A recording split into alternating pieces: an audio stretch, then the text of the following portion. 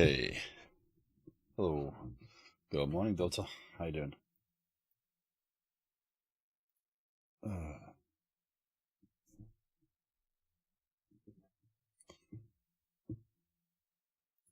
Pretty good. Nice. Okay. Yep. Absolutely. We'll start with that. I'll get that done, and then we'll get back to my my game dev struggles. Let's move that over there. To view friends. Okay.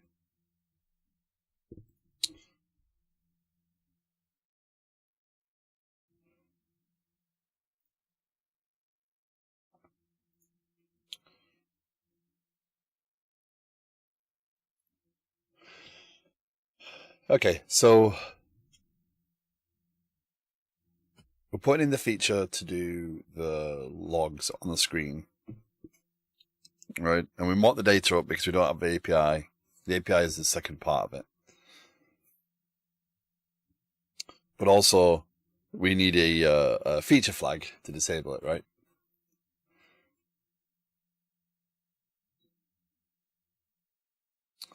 Yeah. So we introduced a feature flag. I mean, it is disabling the feature. There's no doubt about that. Did you look up any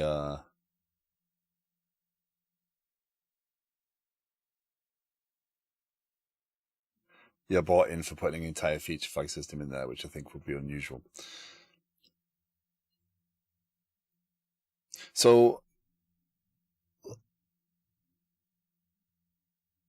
yeah, so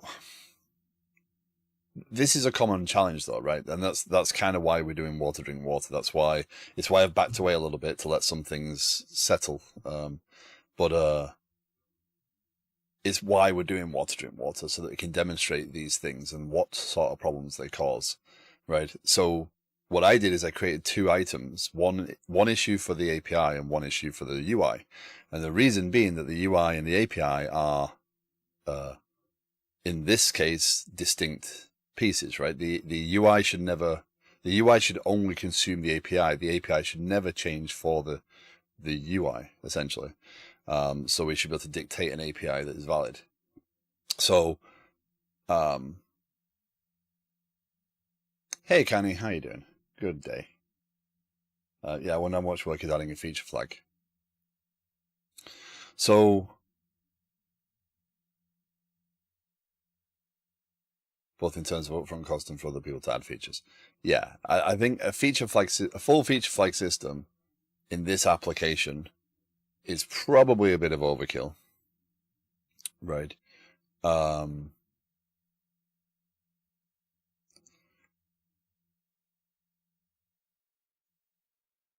day, Mr. Jones. How you doing? Hopefully well.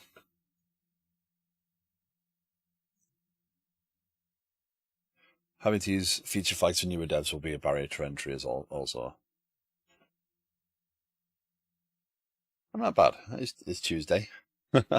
I'm looking forward to the week. So we'll see how that goes after Tuesday. But it's a worthwhile barrier, I think. Yes. I think a feature flag system is something that is very lacking normally. Water's doing okay. So the reason I've chosen to do game dev, by the way, on Mondays and Tuesdays for a while, is to give water drink water some time to settle and time to make sure that people can pick it up. And if I go too far, and this feature flag discussion is kind of that point, right, where if we go too far and introduce too much stuff, then it kind of overcomes the point of community engagement, because then it's a more advanced project that people can't get into as easily. So that's kind of the point, right, Delta? The newer devs are intimidated by it, but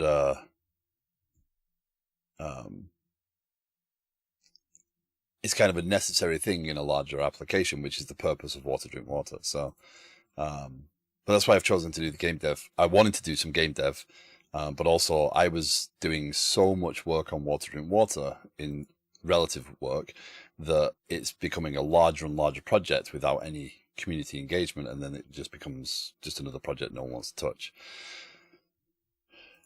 So we're reviewing this PR today, and what Dota's done is put a air quotes feature flag in there to prevent this from being there, so that this branch, the problem is this branch can't be deployed if it depends upon the API. So it's not finished yet, right? Now, the right way to do this as well would be to hook up the service and stuff, I think, and put that behind a feature flag, which in this case again would be if false, so that the enabling of it is just removing it and pushing that code. The problem this brings though with is without a full featured feature flag, we end up in a we have to change the code to test the code, which I know is only just removing an if false, but we have to change the code to test the code, right? So it's kind of a challenge, because ideally you should be able to check out the code, verify it works, and then just say, yeah, that's good.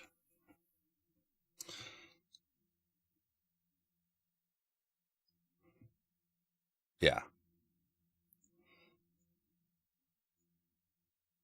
So Microsoft does have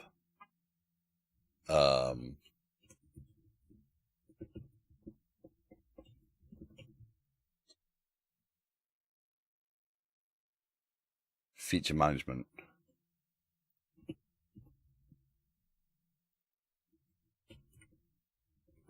I actually used it in Liquid Sky.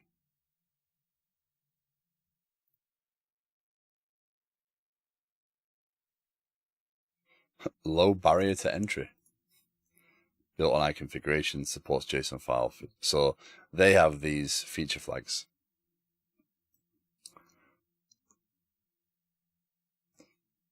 Right. You can just say true. You can actually configure it, or you can actually just enable it.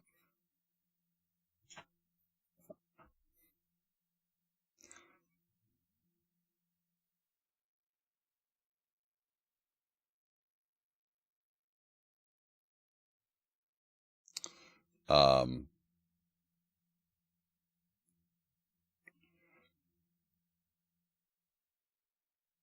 then you do that. And then you can just then inject iFeature Manager. So I assume this works on the Blazor side as well. But that's more of a spike, right? That would be more spike worthy.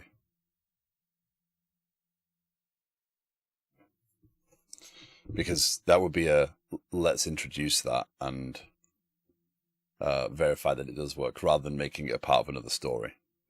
To make it a part of another story, then you lose some of the why you're doing the story. So we've come across this a lot recently at work, in that we have these stories that are, oh, well, we need to do this, so let's do all this as part of this, right? But then they become harder to review PRs, right? So this as a PR works nicely, right? Because it's nice and simple to understand. It's got some mock data. It isn't finished, but it does put the feature in place and has been tested. Well, I'm saying that testing with feature management would be a spike, because then we'd have to agree upon. So if you make, oftentimes,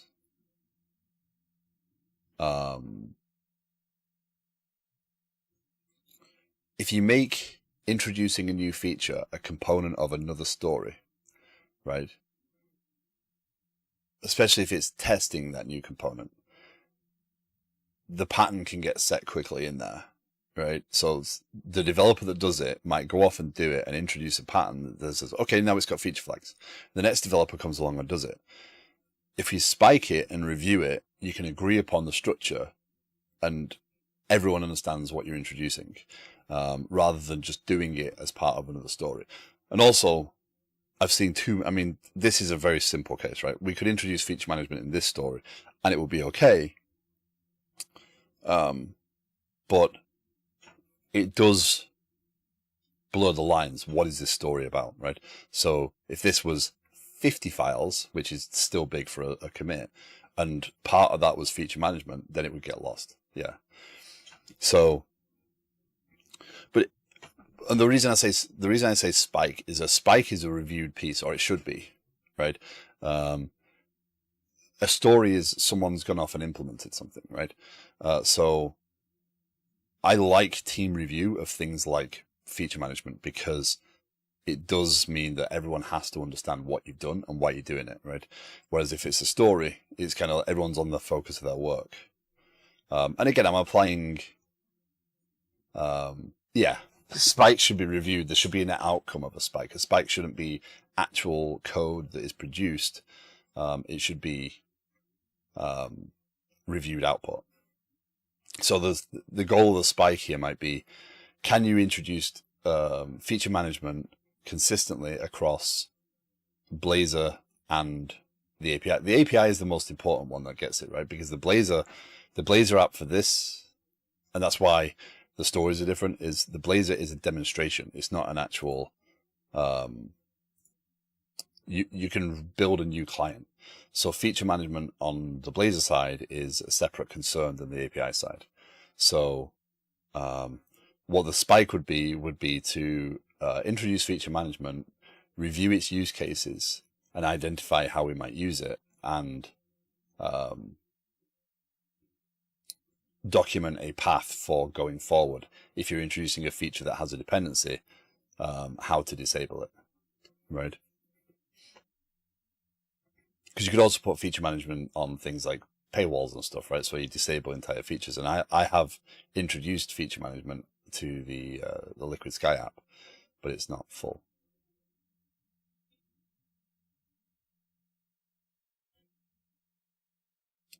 So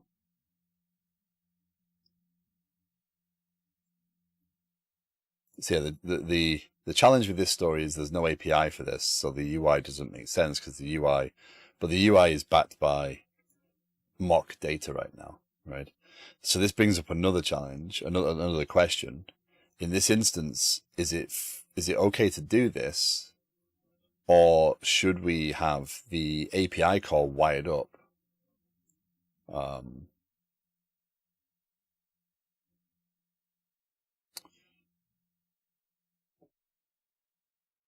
Yeah, you haven't seen stories completed in this manner before, I'm guessing. Not like this, no. Because this requires change again, right? To get this actually enabled requires this story changing, this piece changing once the API is there. But it does it also another workflow, right? So another workflow would be to do the UI with the DB and the API all as part of one slice. Right. If I'm building this in the other app because I'm working on it as a solo, I'm going to do a slice. This allows you, to have smaller PRs, which are easier to review, but it does mean that this has to change later. So the next PR is actually bigger because the API, enabling the API, right? But if this feature got out, it wouldn't be the end of the world, right? So there's a pro and a con. Yeah. But if this code sits there for too long and concerns within it change, I mean, again, this is not the strongest example, but if concerns change in this, right, then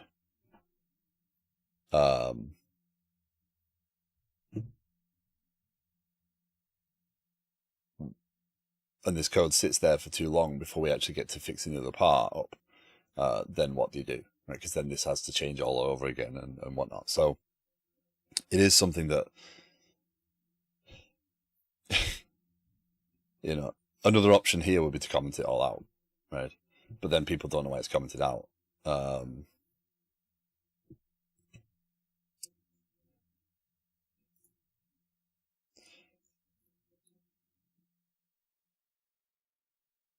Oh, so what I get out of doing the UI UX first is a clearly defined user interface, and the UX dictates how the backend is built, not vice versa. Yeah, in this case, it's opposite, right? Purely because, well, yeah, you make a good point there. In this case, it's an opposite because what I'm focused on for Water is the API, so that people have the option of clients, right?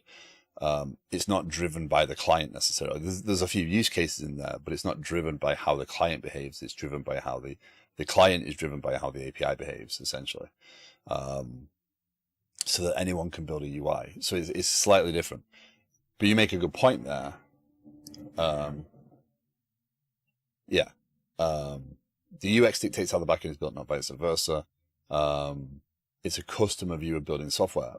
So that's why I've switched to doing more UI on the Liquid Sky side of things and try and build out a meaningful UI first, so that I have something to build into, because I need to drive it from that customer requirements perspective. I don't need to drive it from the database and feature standard back end.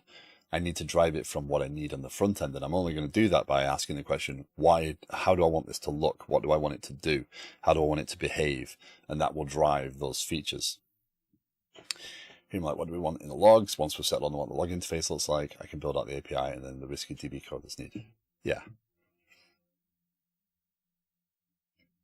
Yeah, so we know what the logs look like, right? We already have the consumption logs in place, and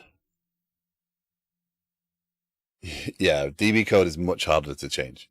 So yeah, I agree. I do agree with this style though, right? I'm not debating this. The style makes sense to me because it allows us to demonstrate the UI. If anything's going to change,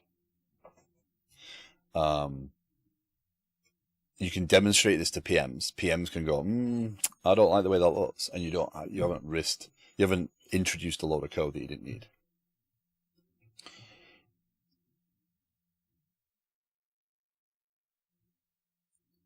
So yeah, now the only thing here is, I should be able to, so hold on.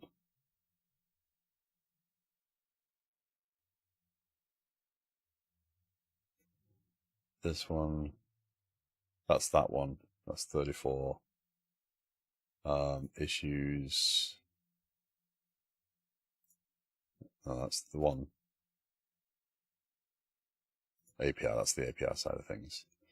So I'm going to be able to see a list of logs for the date. So now this needs to, does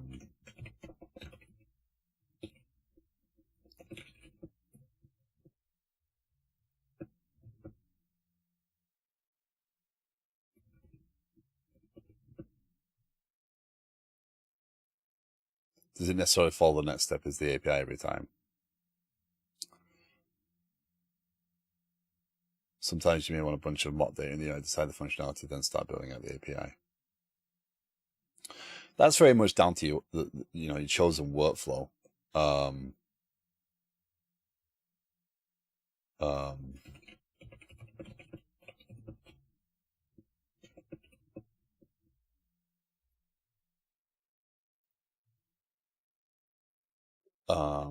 Yeah, and that, I think full designs in Figma are better. So this way of doing it, where you've built that UI up and you've shown, hey, here's what it looks like, is a good way of validating with UI UX that it is the way they want it to be, so they can tinker with things, they can change things, and then the design can adapt appropriately before you go too far down.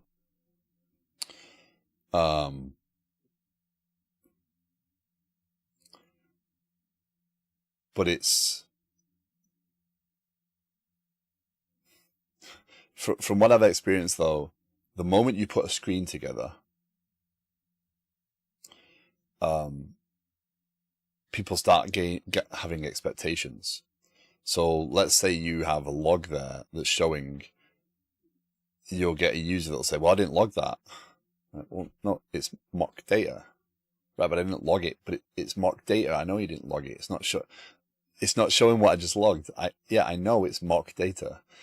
And I wish I hadn't had those conversations, but I have.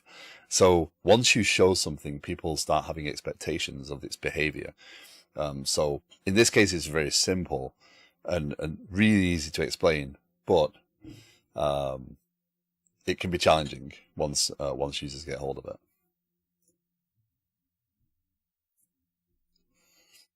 So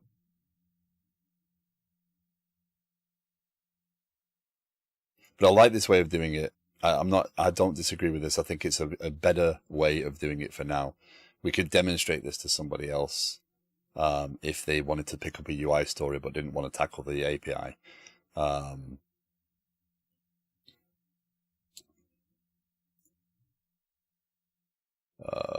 Wiki. Home.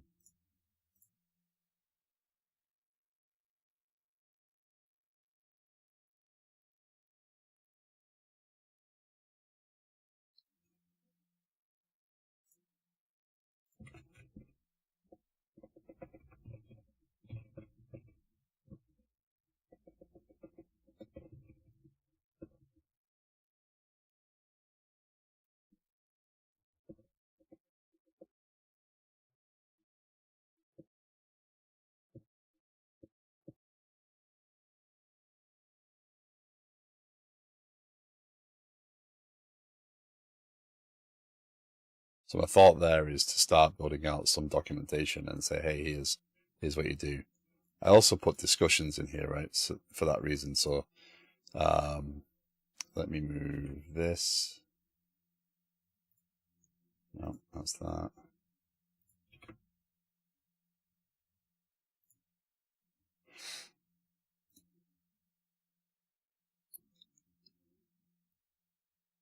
Right, moving the topic from the wiki will be another task. Yeah, it's just getting the time to sit down and do that. So we might make some administrative days. Because I think the project still has merit. Right, I'm not giving up on the project by moving on to game dev stuff. It's just because I want to make sure that there's enough time for people to pick this up and tinker with it before it's too big. So I might take a couple of weeks of game dev, then come back and spend a day or two on this and continue contributing that way and kind of move it forward. Do some admin stuff. Yeah. So we'll give it a, so as it stands, I'm happy to approve this PR, right? Because I agree with the way it's gone. I don't disagree with what it's doing, and it does move the project forward. And the only question, the only reason I'm stopping here. So if I was doing this, right, I would likely comment,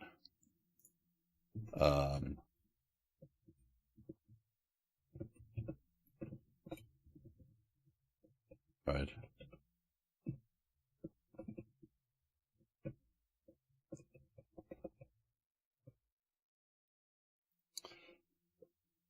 I'm just demonstrating it, right? I'm not. So when it comes to things like hard-coded dates and stuff, right, the app isn't going to be around until 2030, right? If this app is still actually being developed in 6 years' time, that would be amazing. Right. So I have a high tolerance on commenting compared to now. That's fine. So dates like this, more comments will slow down PR. Right. So the data here, understood, right? It's meaningful. But when we have dates like this is where you really need some documentation backing up what date range you're going to pick, because then you have agreement on it, right? These sorts of things get lost quickly, and then someone's like, "Why isn't the app working?" Or why is it doing this, right? Should we calculate this, right? Should we offer the minimum date that you've entered and the maximum date you've entered? Yeah. So these are the sorts of things that get really quickly lost. in the source and in the mud rather, and years later they come back to bite you. So it's not over documentation here. It's more, right, did we agree upon these dates? Did we agree upon how we're doing them? Is the sort of thing that you want to discuss. And that might seem really trivial, right? But those are the sorts of things that will catch you up later, down the line, and you'll be like, why? So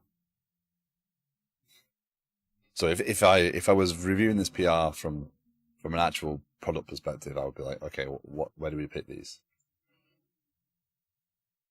One of my issues with PR reviews is the significance of the findings are usually not very high in comparison to how much more time it takes to produce work. You mean in so much as the things that get pulled out, the things that get commented on in PRs, like what people actually pick out, like that seems like a nitpick. It's not changing the product. It's not changing the right. So you're giving me a whole lot to talk about today. So that's often a problem, right? Because of context, right? In this project, we understand what the goal is. We understand where we're going and whatnot. If we're working as part of a parenter's driver, yes.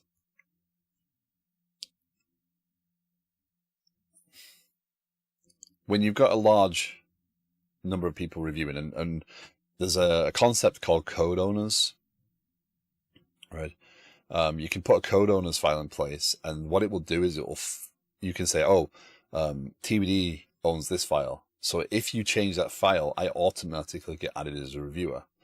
And you can do that for teams. You can do that for individuals in the community, in the group. So they automatically get pinged as a reviewer of any PR that contains that file or that folder. But the problem is context. If that's a large file because your code base is not the best, right? Does that person have enough context? If you do a PR with 50 files in it, right? Do I have enough context to make a meaningful review of that code? Or do I just basically skim it, look for any minor typos, dates that might stick out as being messy or whatever, and ping that? Or do I actually find the bugs? Do I have enough time to check out the code and run it, right? That's another thing, right? In your environment, do you have the ability to just check out a branch and build it and run it and test it? So pairing definitely assists in that, because then you've got multiple people working on the thing in the first place. You're also driven forward. And now I've worked remotely for several years, like 100% remote. I really do believe that pairing would be good most days. I would like to sit with another developer and work on stuff, because I think it would help me stay focused and it would help me make progress on things that are slow. Yeah, I don't talk to most people. My normal day is 15 minutes of talk to my colleagues, and that's it. And then the rest of the time I'm all on my own. So if I'm doing a 50 file commit and no one's seen what I've done, no one has context of what I'm doing or why I'm doing it, how do they effectively review that PR?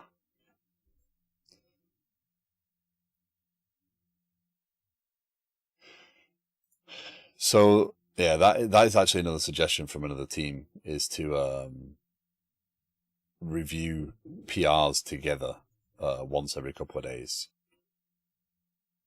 and knock the backlog down. And I actually think that wouldn't be a bad idea, because I think that would increase. At first, I kind of fought back because I thought it would just be frustrating because they'd be rushing through. But then I realized that, you know, it's going to be, it would be productive, because then I'll also get an educational parts of the system I didn't understand before. So here's what I'm going to do. I'm going to approve this PR. It moves the project forward. It does add the pieces. I don't have any major issues with that. Again, you've got the layout, you've got the columns, the grid, you've got the logs. If I wanted to check it out and run it, then I would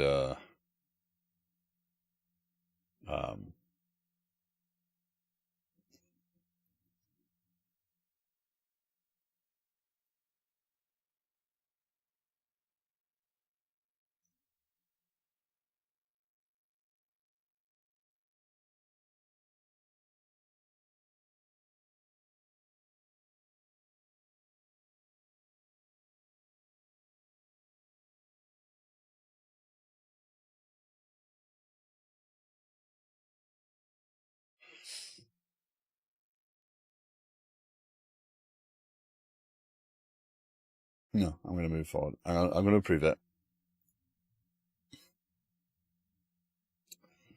I'm going to merge it.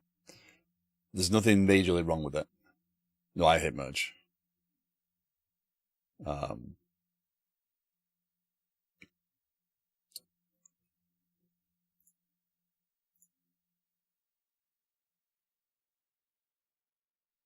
Because that branch is on your GitHub, I don't get to delete the branch. You get to delete the branch when you're ready. I don't think it automatically removes your branch for you. So there we go. So we go to projects, open water there. We're going to get some game dev in a minute. Add item, review, feature, management.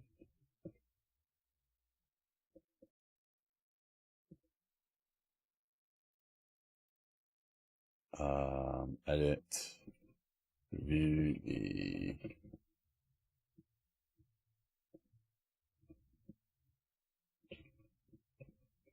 so part of a spike is identifying the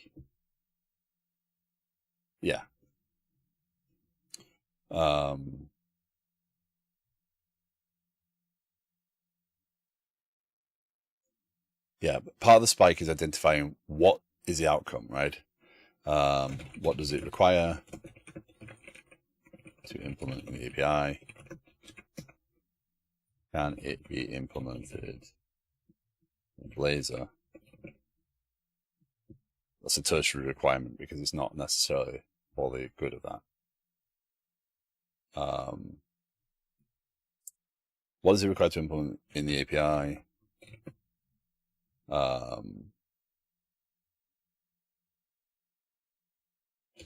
Document what steps are required.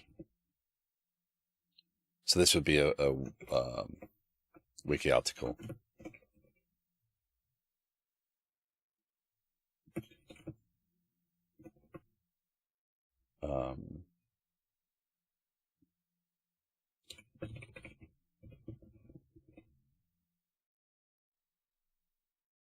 Because again, this would be useful when we have an API but we have no UI. We could disable the API. Right now, it doesn't cost us anything to have it off, but it would be useful. So,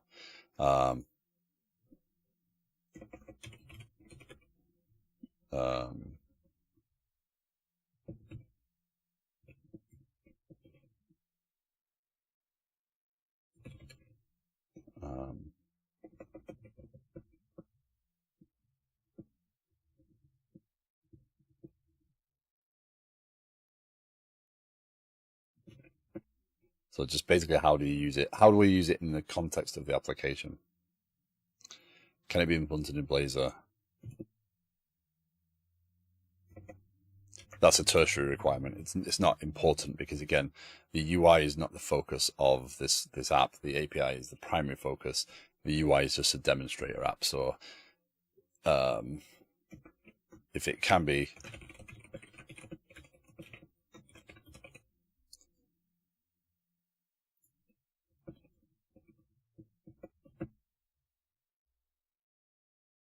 so that would be the spike. And realistically, that should take no more. For me, a spike is no more than 3 hours. right? Convert to issue, water drink water, labels, spike.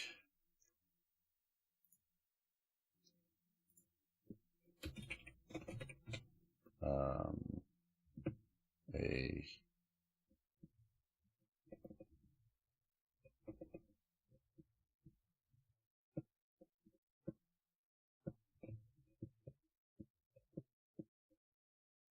So there'd never be a PR for a spike. That's the important part.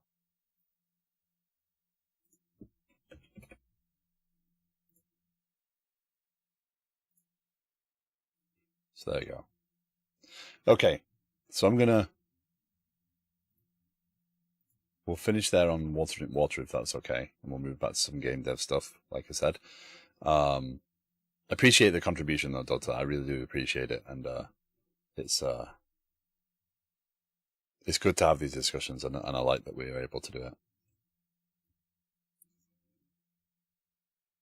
But that's the entire purpose of this project, right? The purpose of the project is to kind of go through these things and see the different ways people work and understand how it is to work with a team.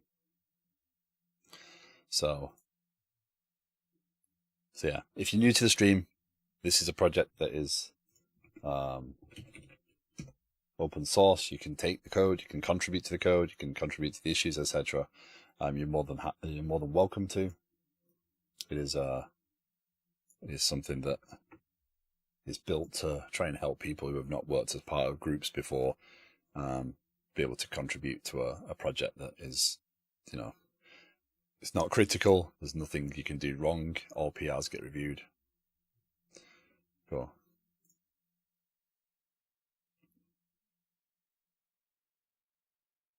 There you go.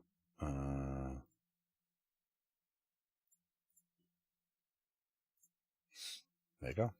I think I can assign you because you are a team member, though. I'm not sure. Yeah, there you go. Okay, so we'll review that next time around. So what I'll do is I'll make Mondays and Tuesdays. I'll do about half an hour of admin work and then move to some game dev for a while, unless there's other things. But I'll always prepare as best I can for that. So let's get on to some game dev.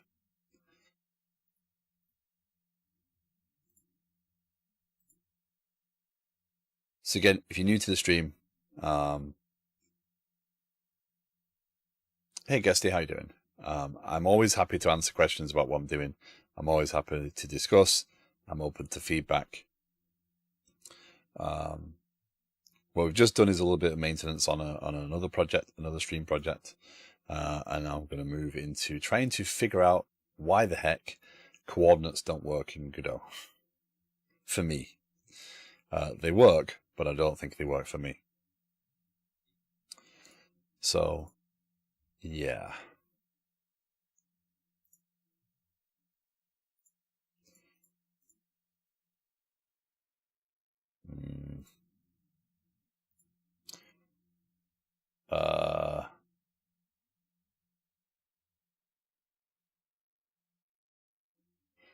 Alright, gonna alert, not sure if I'll be back. I want to start work a bit early to get another task done before sprint planning. Dota, thank you very much. Appreciate it. Thank you for hanging out. Thank you for the contribution as always. I wish I had colleagues like yourself. So thank you. Take care. Give me a Git repo link.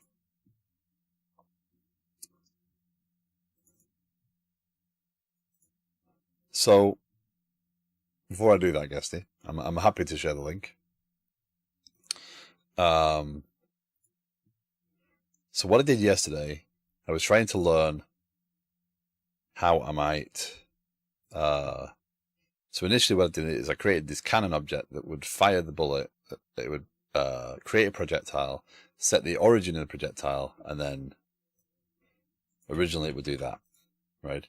So we learned yesterday that the difference between this and this is quite severe. If I switch the order, I set the origin and then add the child, it behaves very differently. which I don't understand why, because they shouldn't change between those two calls. I've experimented with transform, global position, all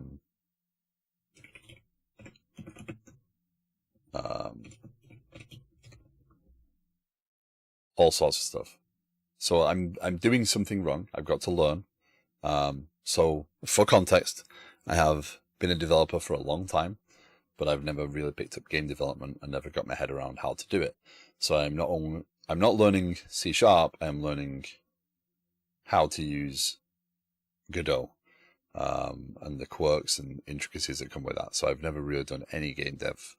So it's all new to me. So my choice of design, I've spent the past 20 years doing C#. I've been a developer for 25 years. So, yeah, I've done a little bit. But game dev is a whole different thing. The way I'm structuring the code here doesn't feel the same. The things that need to know about other things doesn't feel the same. Different people will approach it from different perspectives. I've already witnessed that. So there's lots to take in, definitely. So I'm not looking for someone to say, here's how to do it this way. I'm looking for someone to say, hey, this is what you're missing. Here's why you're missing it, right? If it's that obvious. So the problem I'm having is I have my little plane flying up the screen. My enemies, and it is very tiny right now because of some we were experimenting with scale and stuff yesterday, because did scale throw off the coordinate systems? I don't actually think it did in the end.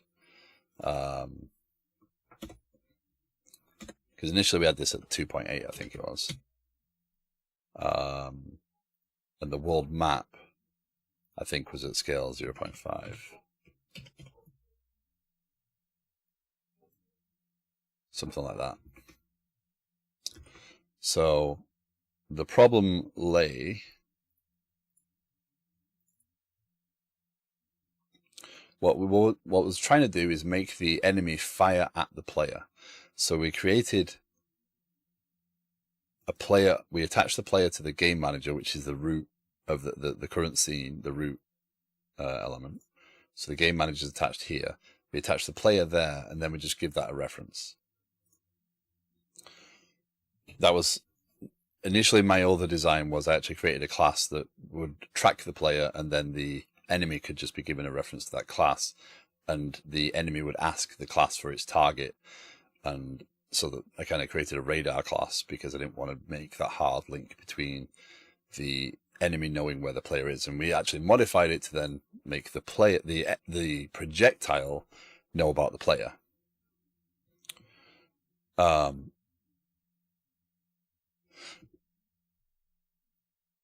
Interaction between classes.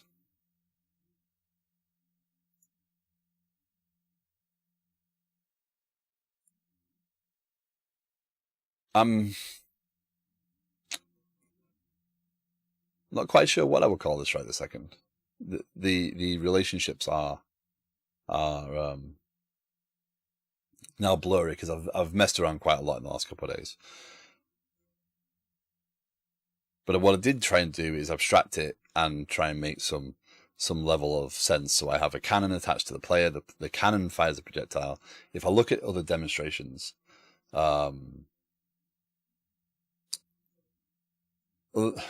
the enemy doesn't know about the player now either.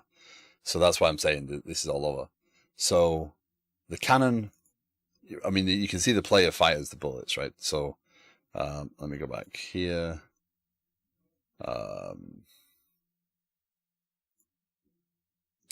This had to change.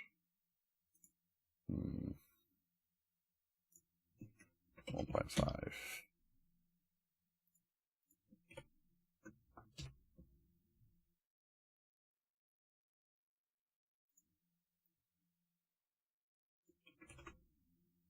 That's going to be tiny now.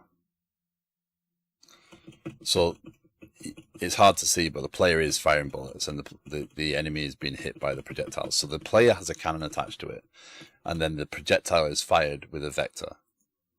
Right. So I have a player bullet and an enemy fire bullet, right? So it's working fine. So this code is being used by the player as well as the enemies. The enemy projectile, or the enemy itself, rather, when it's on screen, it starts the firing timer. The firing timer will call fire on the cannon. So the enemy has a cannon attached to it. I can go through the tank, and there's a cannon attached to the enemy. Right, it's all wired up there. So right now, when the enemy projectile is fired, because again, the tank has a cannon. That cannon has a bullet scene. That bullet scene is my enemy fire. That enemy fire has my enemy projectile attached to it. An enemy projectile, when it's ready, it goes and gets the target and sets the firing vector. And actually that's now wrong. That should be that to that.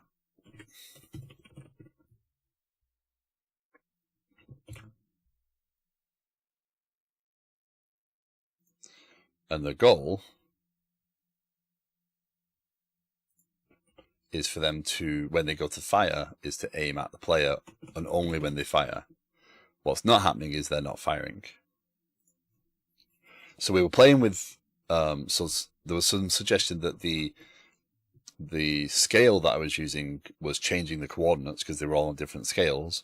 So it was changing the coordinate systems, because what we were seeing was the player and the enemy were, or well, the projectile and the player were nowhere near in terms of their global coordinates, or their global position.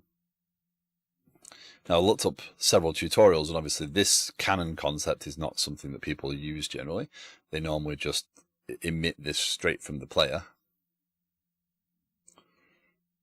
So I could be doing something very weird there.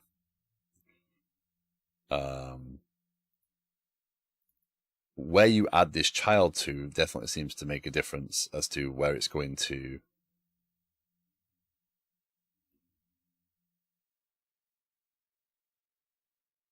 emit. Hi, Captain Fruit Bar. How you doing?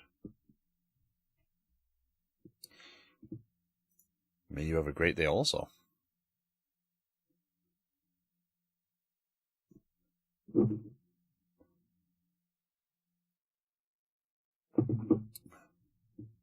Yeah, so we went through this. We went through this a lot yesterday. So if I go here,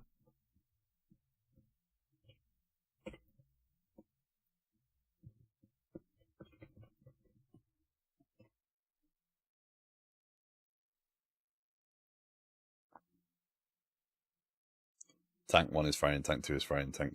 So they are firing, but the projectiles are on the screen. Have you ever played with Go? I have not yet. I had intended to.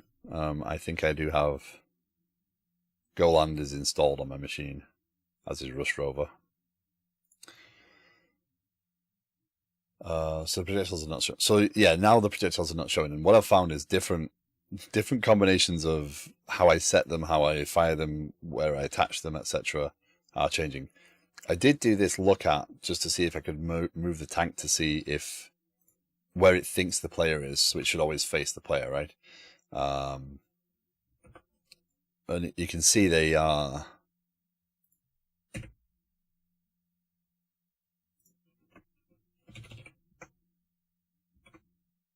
No, let's do that once more.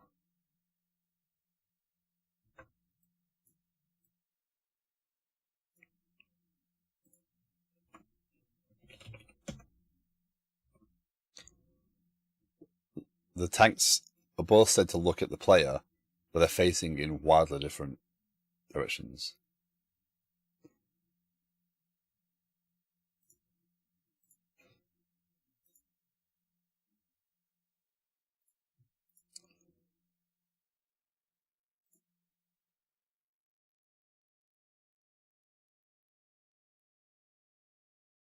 So the orientation is messed. I'm not sure. I'm trying to learn. So again, the firing vector, so when it does fire, it should try and aim at the player. That button needs to go away.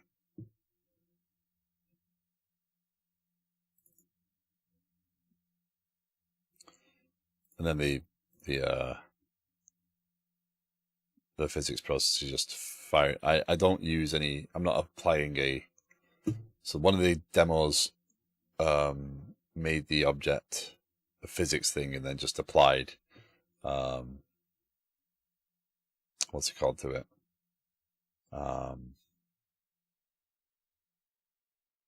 Whereas I'm just moving its position by the firing vector. So the idea is that it's kind of like an old school shooter where they fire at where the player was, so the player can move. Yeah, the other demos I've seen have made them a physics body, whereas they're not a physics body for me right now. But that's not right now. The problem is they're not emitting again. So yeah.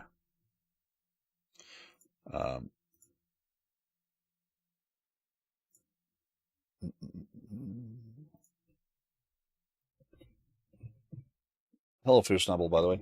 My apologies.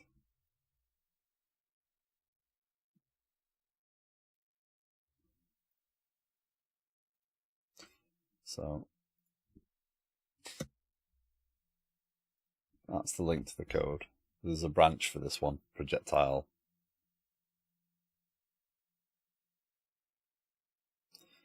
Yeah, no worries.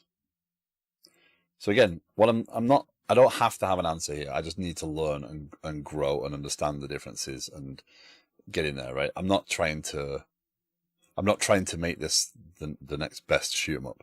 What I'm trying to do is understand why I'm failing. I don't want to mention it, but after yesterday's stream, I implemented the shoot 'em up as close as possible, so it all works perfectly fine with just area 2D nodes.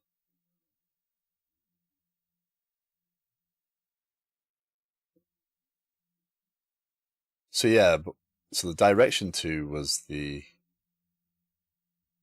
var direction equals target position minus sprite global position. Yeah, no physics bodies needed. Okay.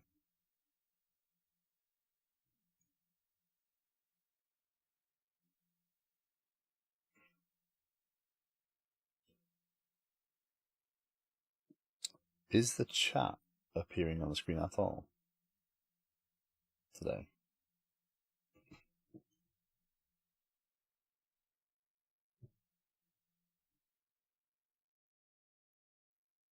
No, it wasn't.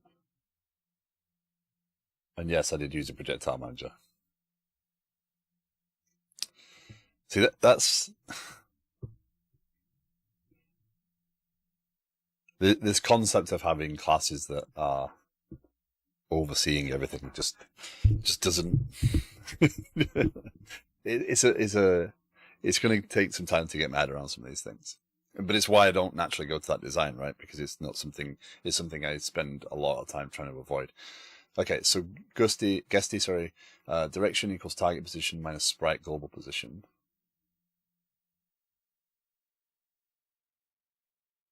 Yeah. Yeah, then you can do something like var angle equals direction angle and set the enemy rotation equal to angle.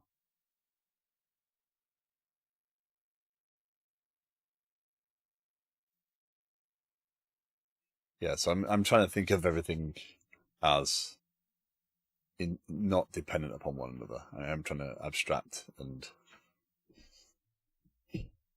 I'm not trying solidly to do straight up OOP, but again, responsibility, following some principles that I'm very used to. So direction 2 is a normalized vector, right? Of the two positions.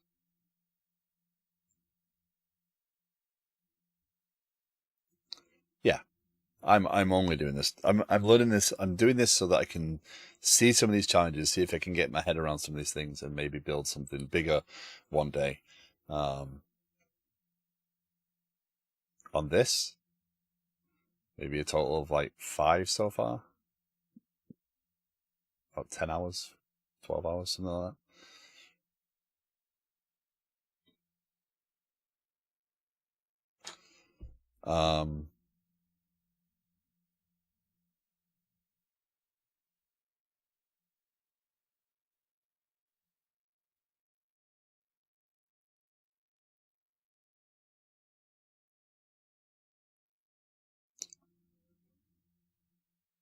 So direction 2 gives me the normalized vector. Why aren't you firing now, though? It says it's firing, so this is being triggered. Oh, that's why.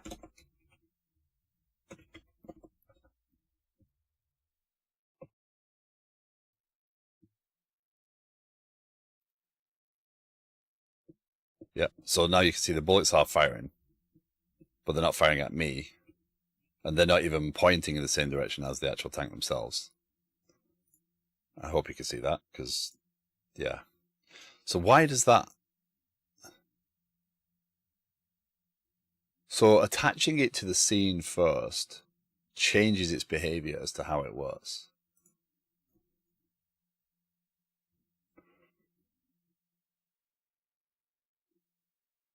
But all this does is set a position, so does its global position...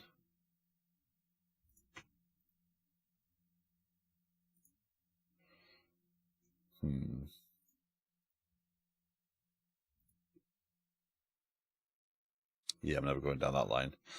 So another suggestion was, and again, the fact that I've moved this down a level, the other suggestion was to try and go up the tree.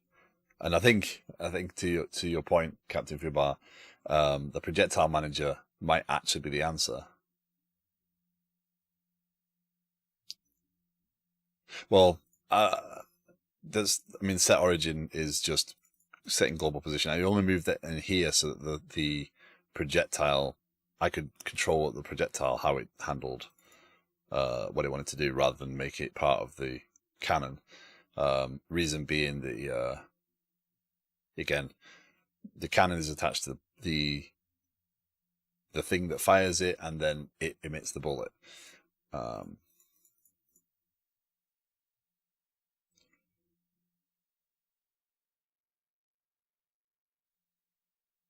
So right now it's emitting from the correct place, right? So it is emitting from the vehicle itself. It's just not going, it's not aiming at the player, because I expect the bullets to aim towards the player. Well, the enemy doesn't know where the player is right now. There's no, the player is not... I introduced game manager, so I could have that, but actually on process I tell the enemy to look at the player.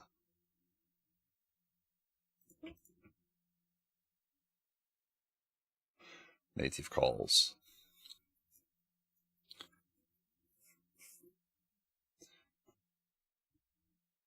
Unless that's not the same as setting the rotation. And is that position or global position?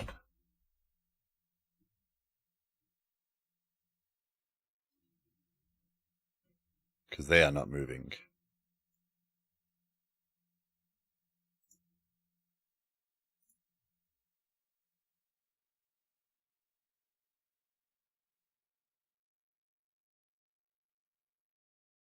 So the difference there would be...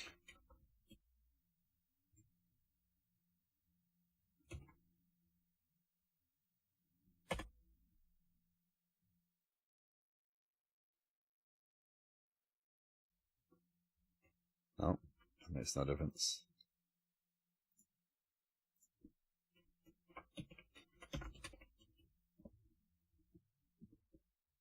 So you think target dot position minus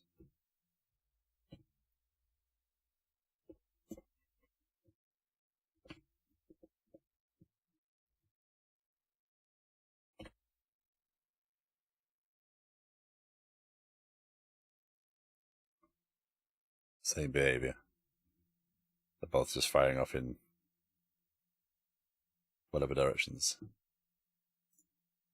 So that those equate to the same thing.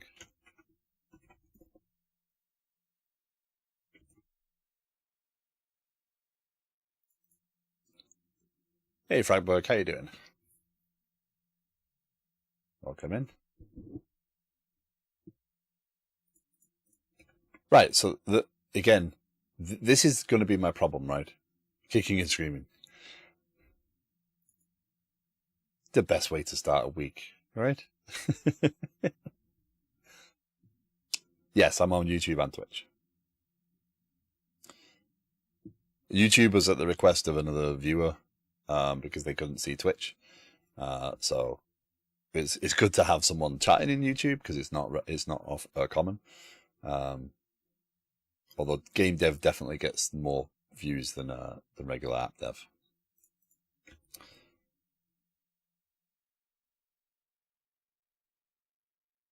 Well, you say lucky.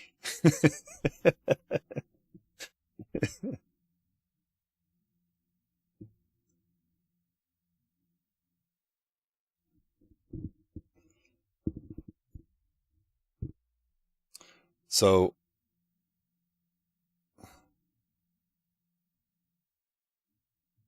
yeah.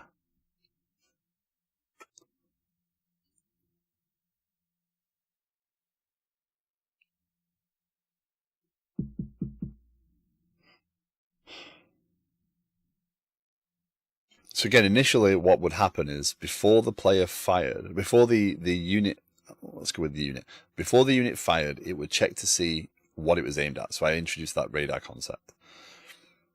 So the primary difference is, so for Captain Fubar, you created a manager, and that's what I add the projectiles to. So if I do projectile manager, what's that going to do? That's going to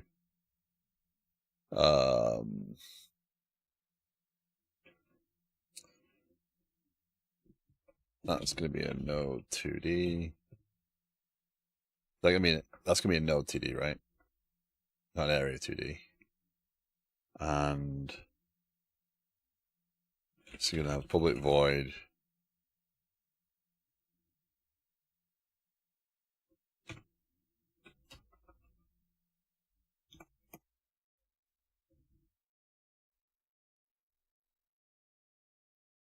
Okay, and then we're going to go to the main scene. Going to add a child node. We're going to attach the projectile manager to it.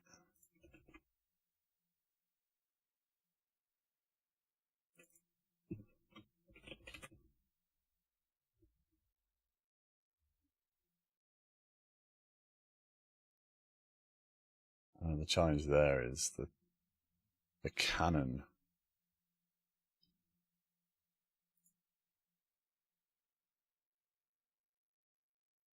Yeah. The way I've got everything else set up kind of trying to synchronization up. Yeah, it won't let you link. If you want to do links, you can drop them in the Discord.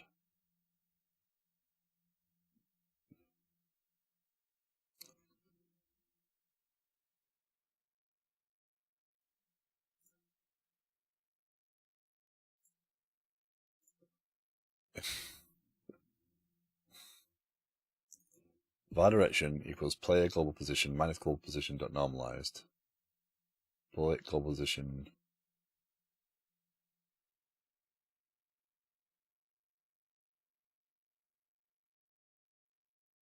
Sang. Hello, how you doing?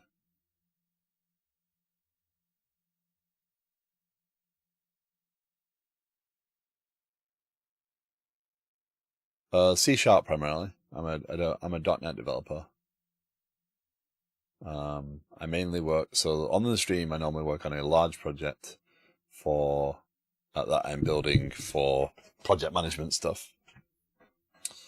I also work on some other projects to try and help people who are new to developing.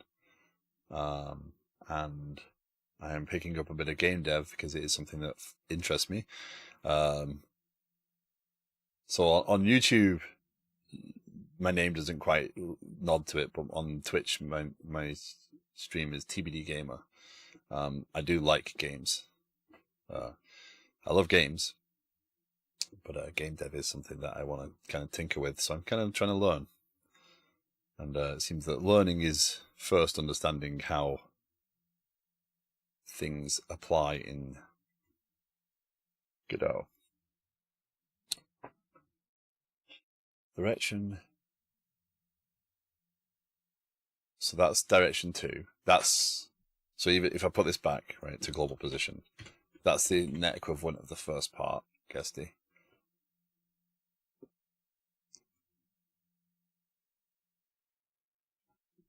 Will do. Challenge avoiding streamer mode on. Okay. Hard coding.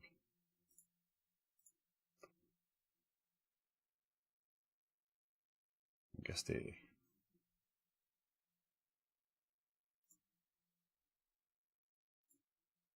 I just started onboarding the community the pieces of Discord this morning.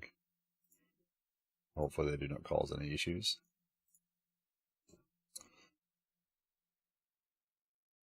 Using all my minis, motor coding. Okay. No worries.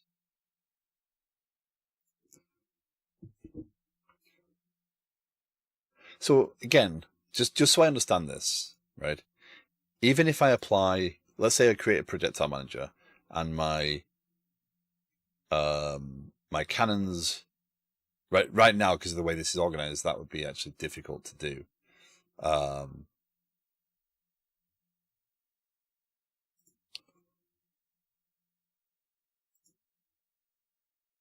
the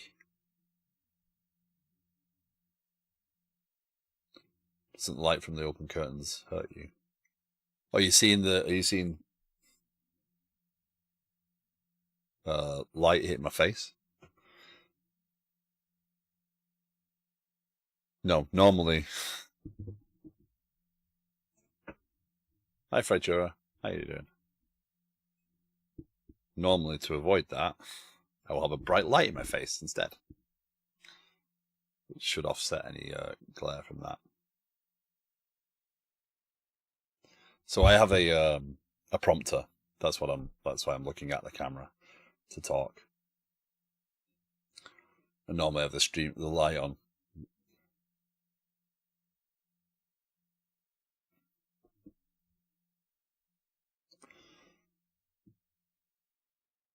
Okay. So again, I'm gonna go. So apart from the fact that right now it would be very difficult for me to get everything to go via projectile manager, because everything would have to get a reference to the projectile manager. So essentially my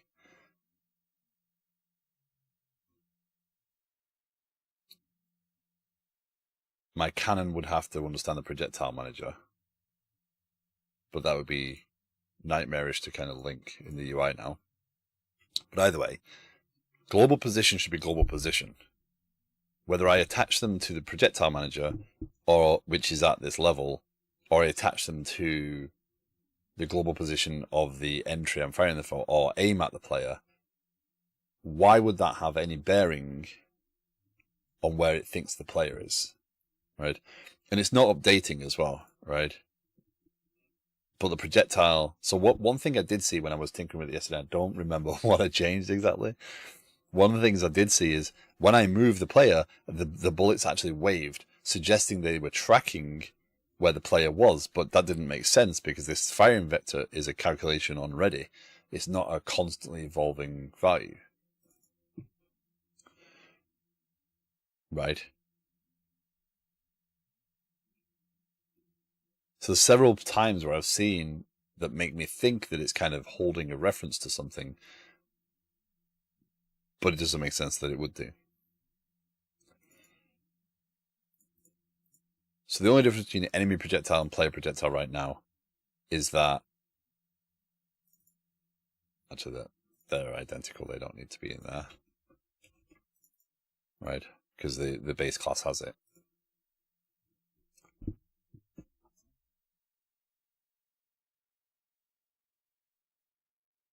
I use the exact same way to calculate the direction vector and pass it to the projectile. You know that in games, memory addresses update constantly.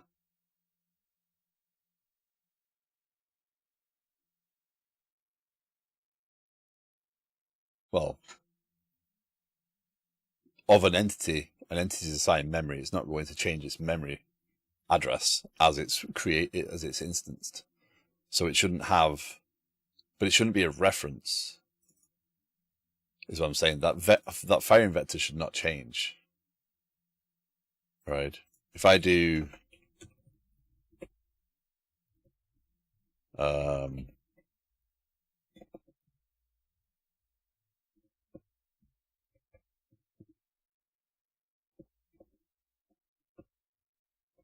I do that there,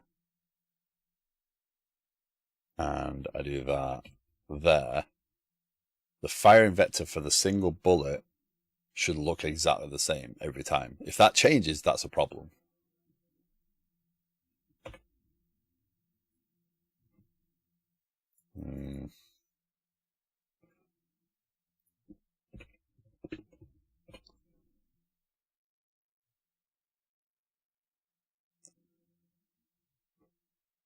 Right?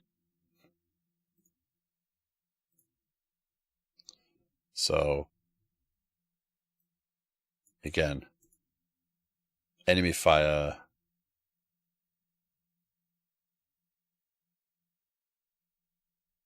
That's because two of the guns are firing, and the first one they fire is a copy of enemy fire, and then everything else is it's a clone of it. But 2D2, 0.6, 0.7, 0.6, 0.7, right? So the vector is not changing, right? That would be worrying if it was. So the firing vector has been calculated and it's the same. So either I'm missing something in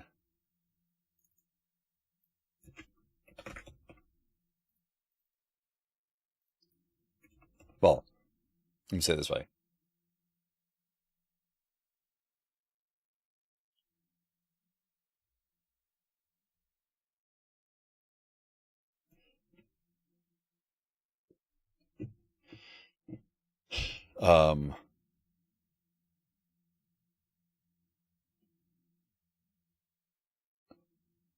This could be this is the combination of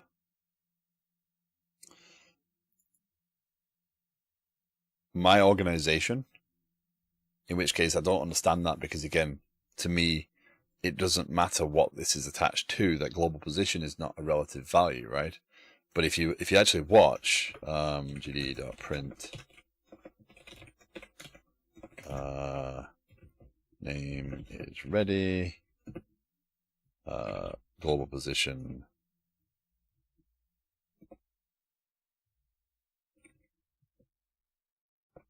right? So either I've set something incorrectly. I have also noticed that if I don't run it through through Rider, I get some weird behavior. But you see here, right? Let me go. Okay, so I was right on top of the enemy there, right? The global position of the enemy and my global position were at totally different coordinate systems.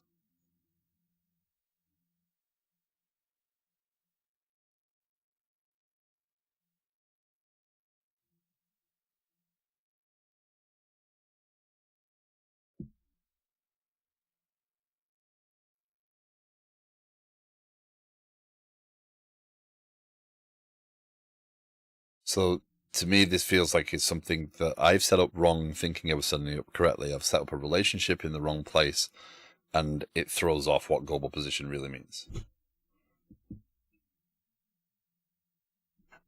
remove other possible variables that could affect the outcome. Right. Well, it means stripping this right back, which is the I'm now back to starting again, essentially. So my player is here. It has a cannon, but that doesn't matter. The player coordinate. My main game manager has a player reference. Right? That's dragged from here to there. My tank has a cannon. When it fires, the projectile, the enemy projectile, has a reference to my game manager and gets the player, and that's the target, and gets its global position. I use my global position, which is where I've been emitted from. So again, I have been fired from a cannon, which is attached to me. I've added that child to that cannon, and then set the origin based upon this, which sets the global position of me to the global position of the weapon, which is firing. Are the elements always in the center of its scene?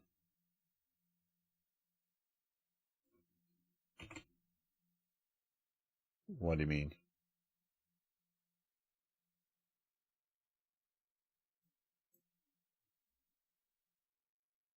Are the elements always in the center of its scene? You mean are these all 0-0'd in terms of, right? But you saw those two numbers were very different, even though I was sat right next to the enemy. They should have been really close global position wise, right? Because even though the bullet was firing, because that's what I was actually looking at. That's the bullet global position, right? I could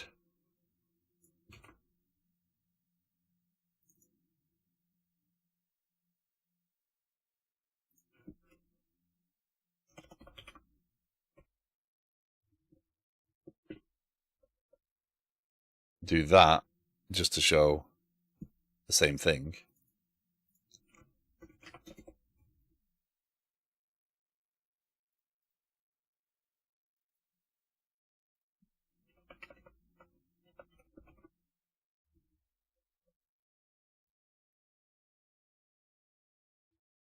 As long as I don't fire from the play, that's fine.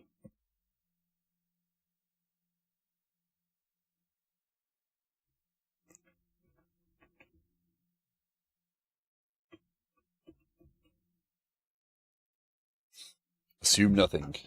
Even though the local offset the global position storage is invalid, yeah, but when you get the parent element, assume you reset the viewport stretch mode, that is the center of the screen, but the child area to use somewhere else, then you will still get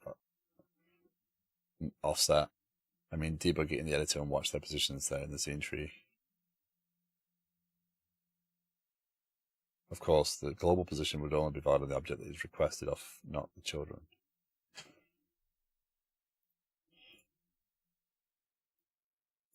But those two coordinates were wildly off, even though I was right on top. So, okay, so let's talk about viewport stretch.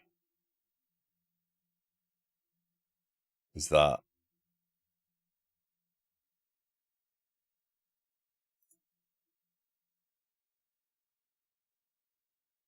aspect keep scale mode?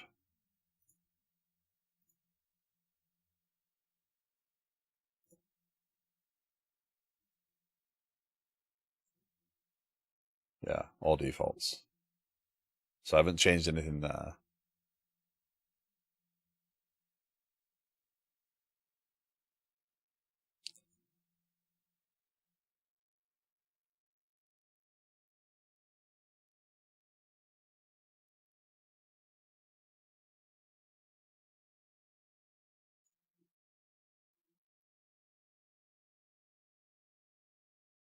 Which I told my scalings.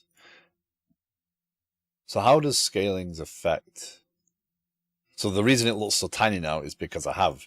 So this is 1-1. My player's 1-1. My tanks are 1-1.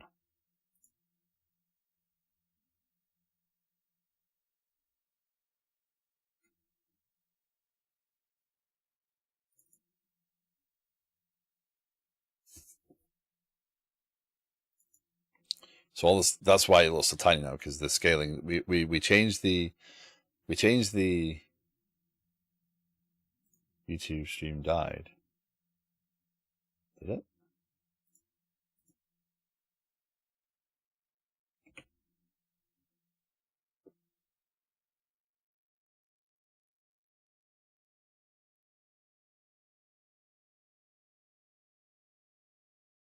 No, it looks like it's...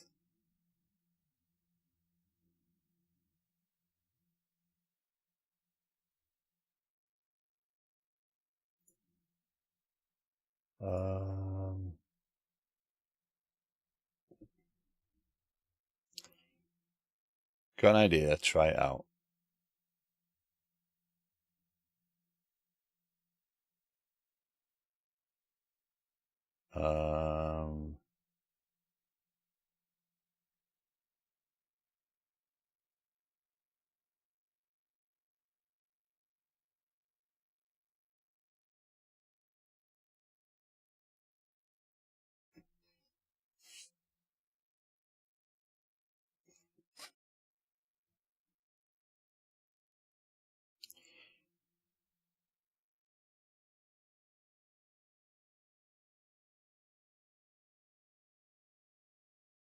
That's how to dispose without using the screens. Okay.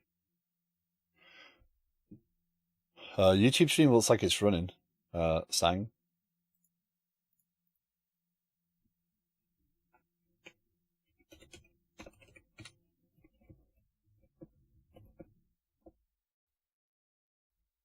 Okay. This is quite a mystery. There will be lots of face palming when it is found. And I don't disagree with that. I mean, my brain is still not getting around why a coordinate is not a coordinate. Right? They clearly aren't. They're clearly not the same. They're clearly relative to something, because if I go... So my player position here, obviously, is my... Does this... Why is that? Oh, again, I'm on that scale. Does this offset that, right? So if I... Actually, I can prove that, can't I? If I set that to 0, why is that 0? Right? That's my 0, 0. So I'm looking at the code, Guesty, but I'm mindful to change it, because obviously that code is right now the cannon is used by both the player and the enemy, so the code will break if I even hit space. Let's put that back. So remember, we changed this yesterday. So initially the camera was moving up the level. Now the level is moving down. Let's just have a look at this and see what these coordinates look like now. So now I'm off screen to start with. Yeah, see, even then.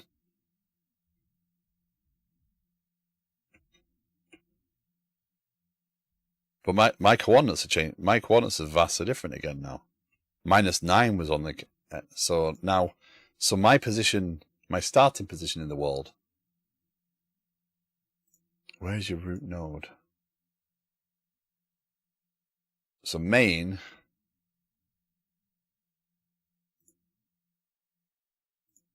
Apart from the fact is 0, 0. No worries, Gusty. But... So my player...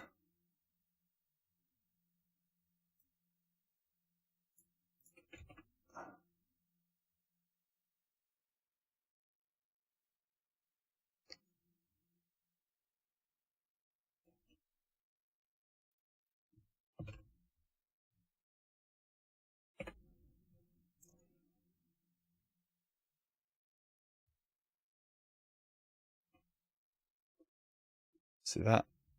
It's minus 12, minus 20. So that's where it's thing.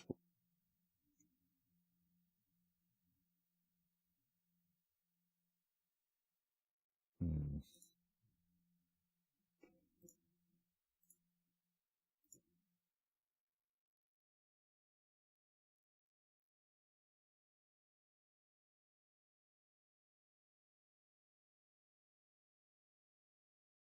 Okay, so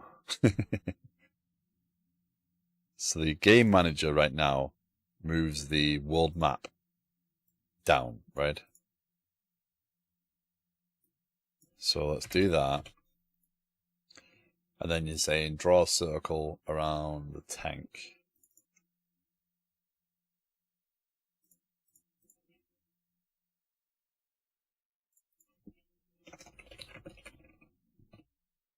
Um,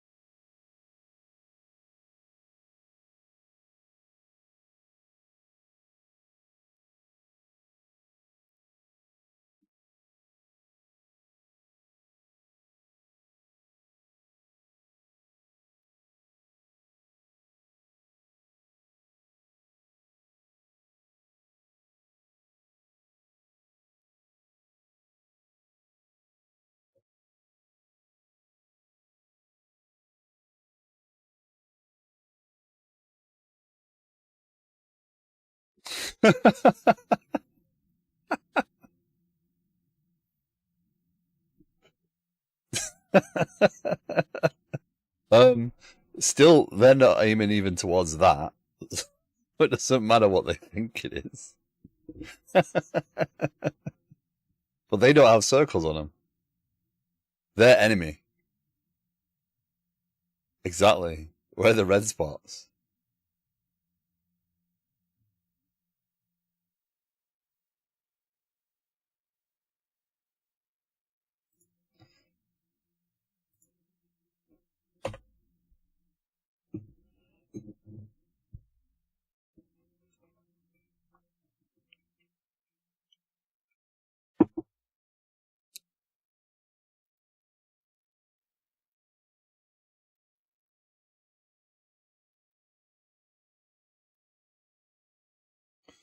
So, yeah, that's interesting. Do you zoom on the camera? Um, not anymore. I did have 2.8 zoom, which was your suggestion to get the camera closer in originally. But I took that off yesterday.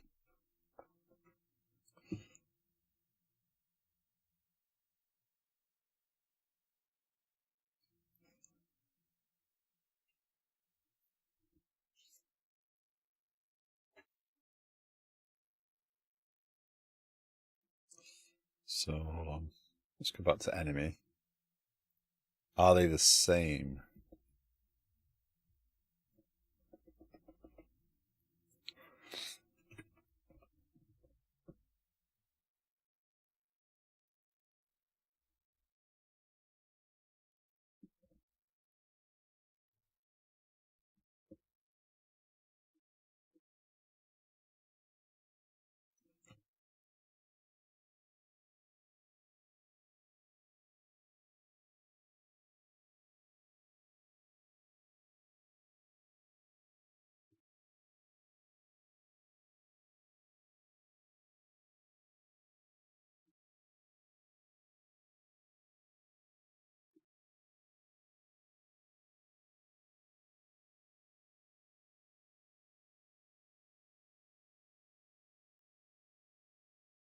A new random wouldn't be the normal random.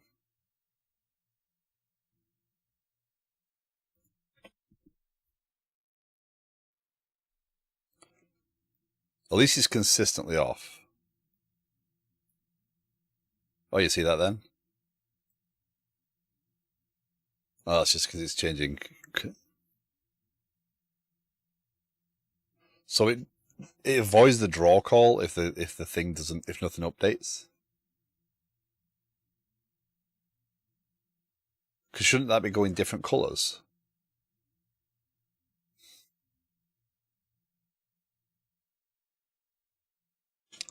So that's directly. Oh, so that's an offset.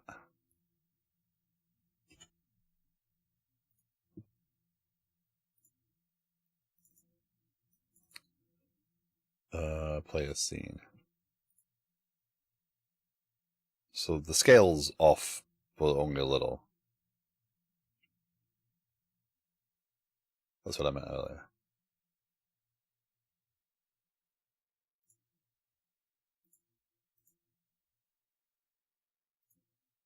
Ah. Why is the cannon... Why is the cannon down?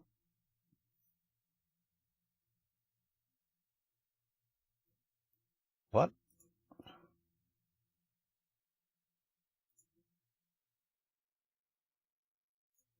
Why is the cannon down there?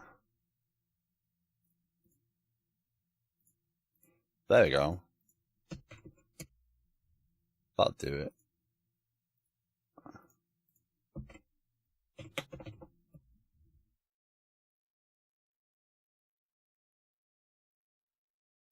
We did that yesterday.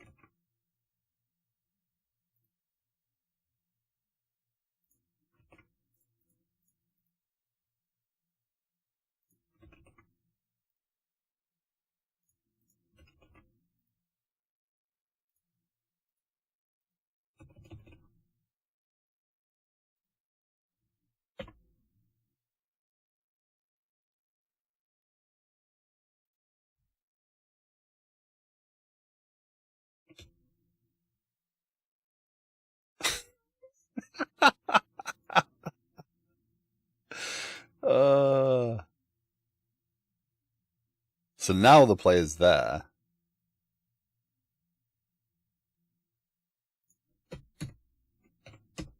Which moves that there.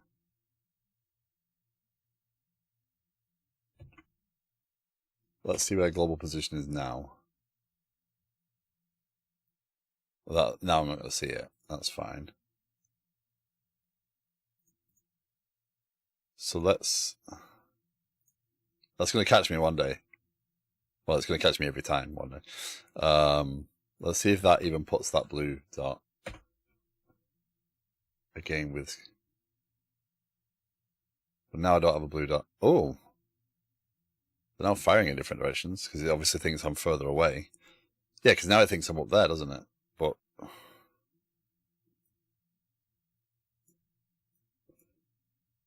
Well, hold on, that's changed the tank now.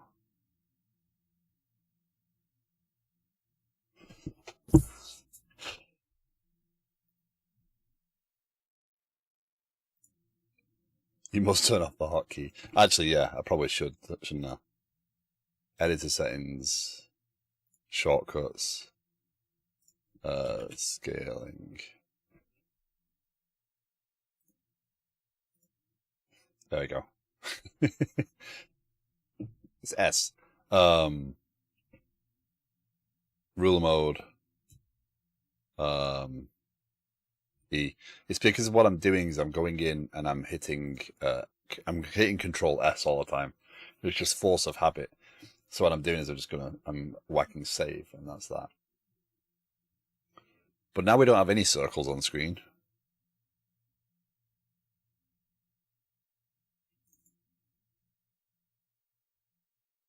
So all this is fine. They're all scaled correctly.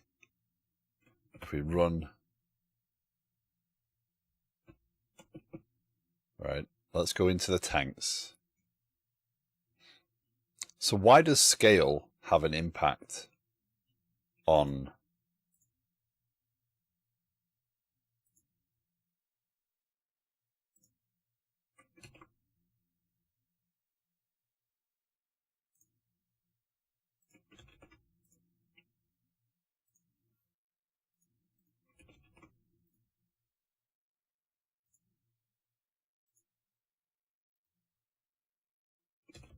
Okay, they're all 0-0'd.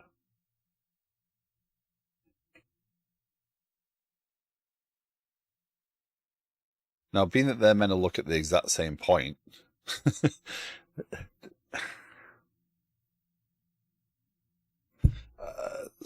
Canny, by the way, I'm not don't dismissing you. Sorry, I didn't mean to. Camera shenanigans. Zoom is 1.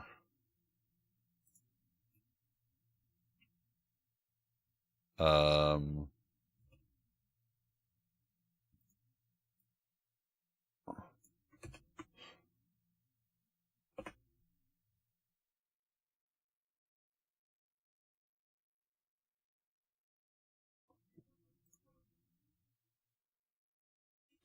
oh, oh, whoa, what?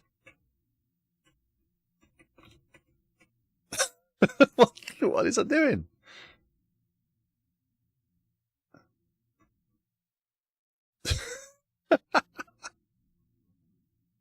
Oh, I don't get this. I don't get this whatsoever.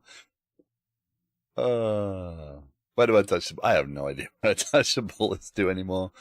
But they're clearly not doing the right thing because they shouldn't follow me. Scale is a problem many times because it is inherited. Many times if you work with the children of a scale parent, it can cause these position issues. Okay, so scale, scale, scale.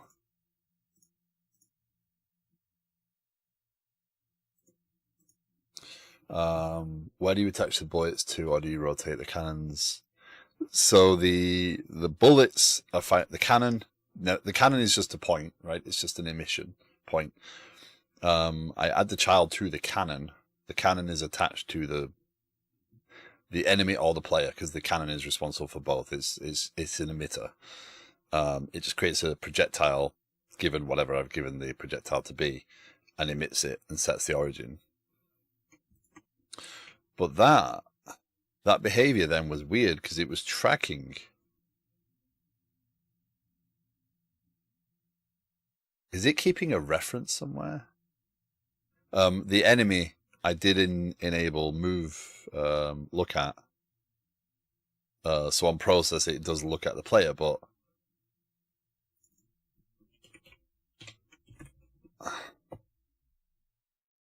you saw it didn't even start moving until I'd gone past a certain point, right? Why am I able to move those bullets though? They shouldn't. It's like I've got gravity almost. But now you can see it thinks I'm coming up the screen a little bit.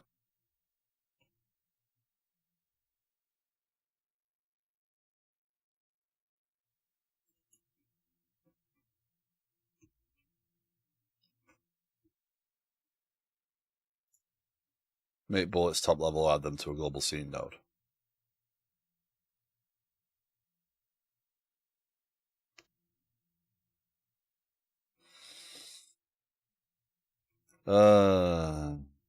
So I'm introducing projectile manager, and everything gets added to projectile manager.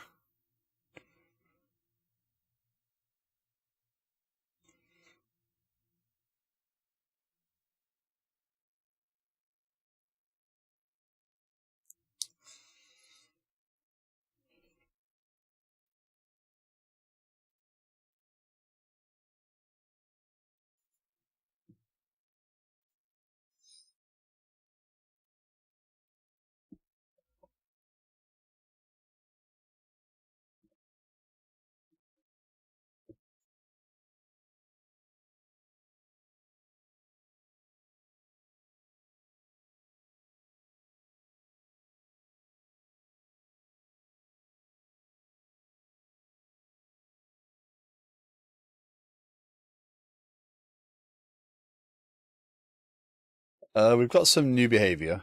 We've reset the scale on the player.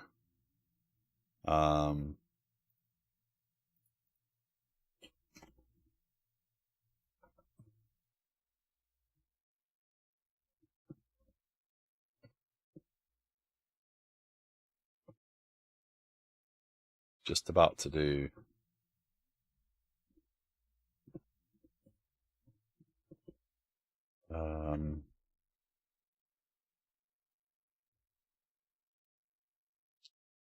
Just about to do.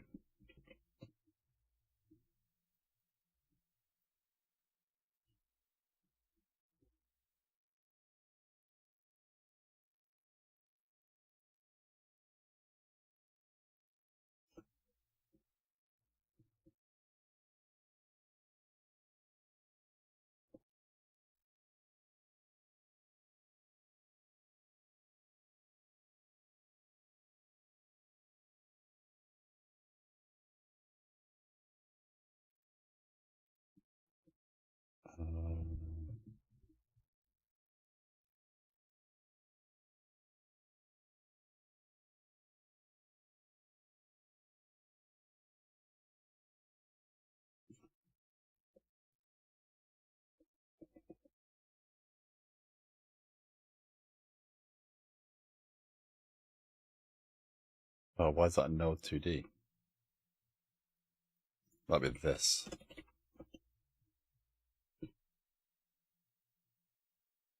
So then that would be added to the root.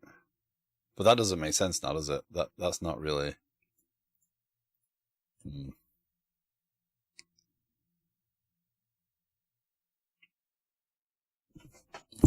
Oh, so we just changed that to a you know about everything. No, I'm again, this is already breaking my brain in terms of, oh look, I have to have everything, know about everything. But I'd still need to know. I still know about the manager, whether I use first in group or whatever. I still need to add it to a group and then get it by its name. So it's not standalone. It's a singleton.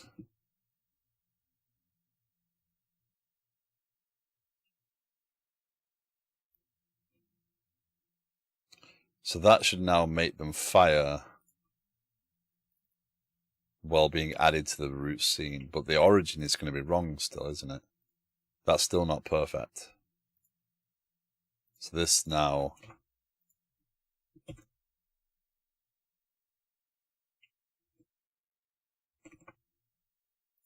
Yeah. Oh, okay. Yeah, I don't. Yeah, you're right. I don't want that. I don't need projectile manager to have behavior. I just need to do. I need projectile manager to track the entity.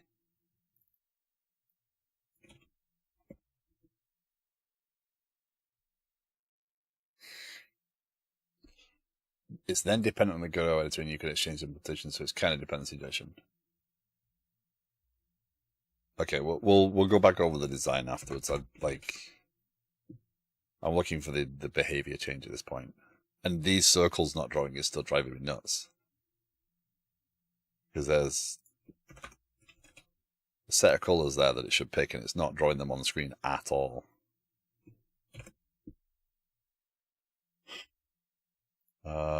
So then this is needing the projectile manager.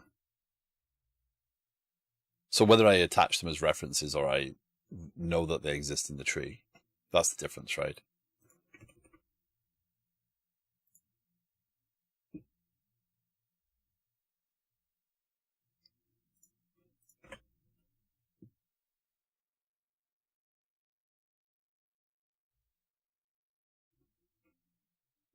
Okay, so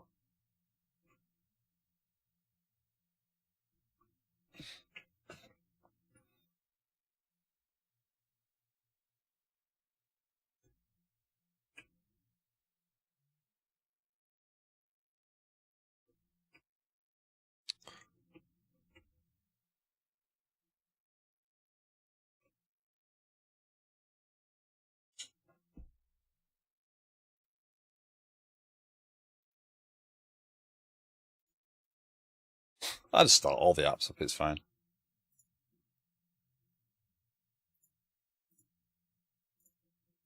There's some serious challenges with clicking my mouse.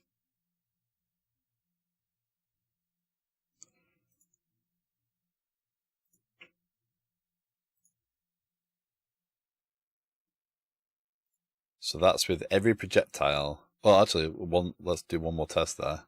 Does the player still emit a bullet from the player? Yes, you can't see it very well, but yes, it does. Actually, now I've done that. Now I'm thinking about it. Hold on. Let me make sure these are all.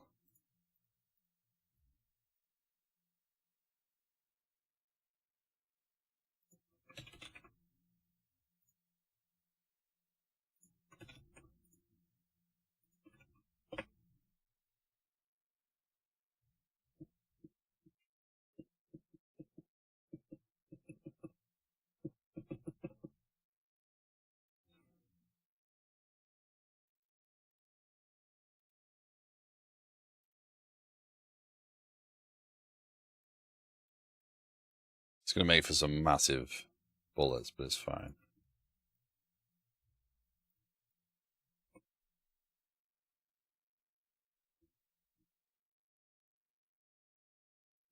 Make it easy to see on the stream, at the very least.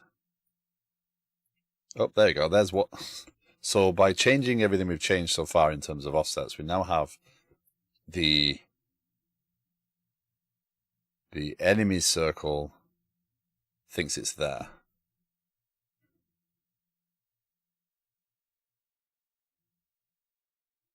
It used to be over there. It's now over here. So, yeah. Actually, let me remove blue from that, so blue can't possibly be misconstrued if I see it.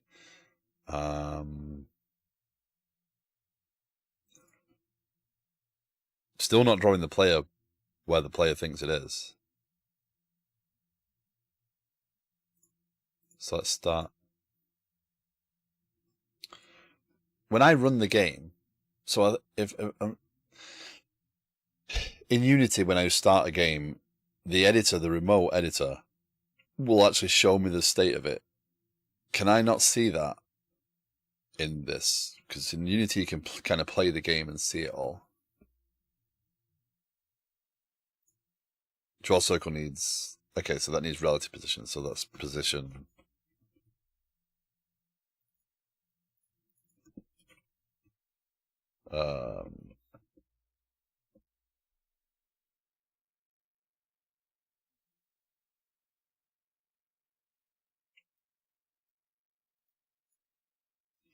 That's what it thinks its position is. So position and global position are exactly the same. So I think the determination here is, oh no, that's my player. What?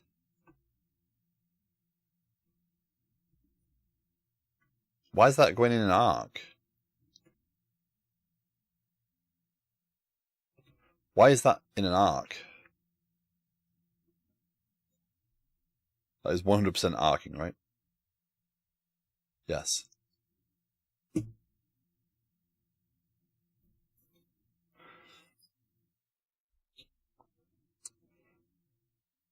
starting to feel I'm better at app dev.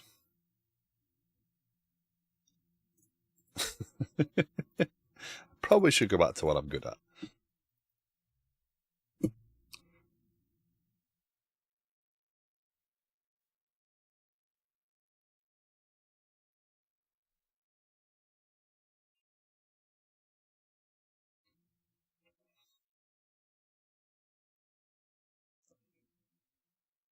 Why is that going in an arc, though?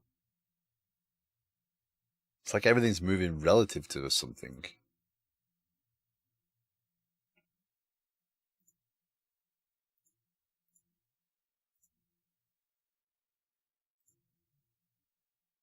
That's fine.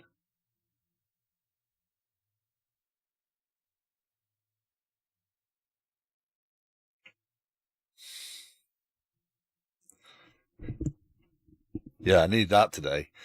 The values of the instances, player and tanks. The values as in pause it and look at the properties. Okay, so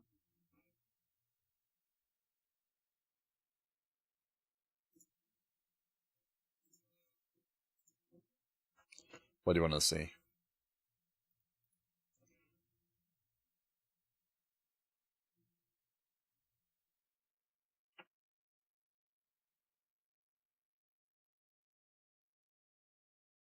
transform 276, 958.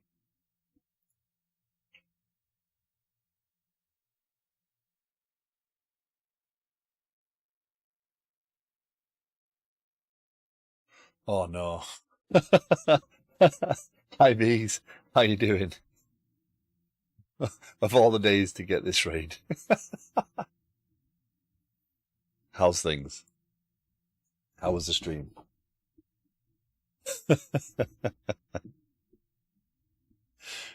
Oh dear. Welcome in all. Welcome in. Thank you. KD, thank you for the follow. Appreciate it. Oh dear. Okay. How's things? I'm currently baffling people with some. I've set something up wrong. So basically, what I'm trying to do is I'm trying to make a little shoot 'em up game. I have not done game dev before, right? So this is me trying to learn about how to use Godot. I've been a C# developer for a long time, right?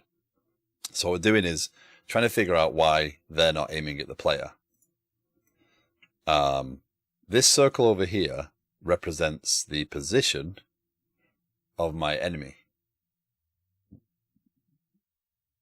These are the enemies. And when I move it, you can see that actually travels. When I'm moving my player, that moves.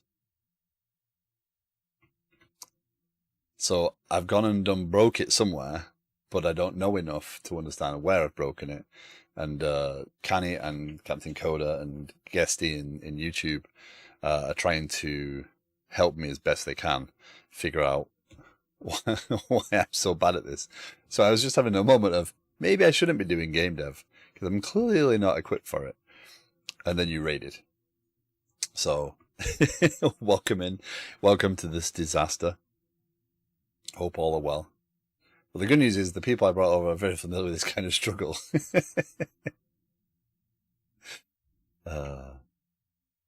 So I don't know why that's moving relative to my player. So I've gone and done on the player draw circle and on the enemy draw circle, right? So the player should have a blue circle over them, but they don't. And the enemy should have a random code circle, and they both seem to be in the same position. So things are not as they should be, but it's figuring out what I've changed, because it works for everyone else. I bet you will learn from this issue and never forget it. One way or another, I'm going to learn something, right? So if you've not seen the stream before, I've taken to doing game dev on Mondays and Tuesdays. I am an app developer for the most part. I develop a large app on Wednesdays through Fridays for project management. I've always found game dev fascinating, and I'm taking that time now to try and get a little bit into game dev and see how it goes. So this is not a project that I need to complete. It's not something I need to necessarily see through to completion. It's just kind of learning the mechanics and things like this where I don't understand the relationships and things like that. So it's achieving what I need it to do right now, if a little frustrating. Imagine on TBD Learn app dev just wrote it all perfect from beginning with no struggles. That would explain we had no faith. I don't know if we talked about this before, T, but are you from God's own country? I am originally, yeah. I'm from Oldham originally, or just outside of Oldham. And this is what 17 years of New Jersey does to a British accent.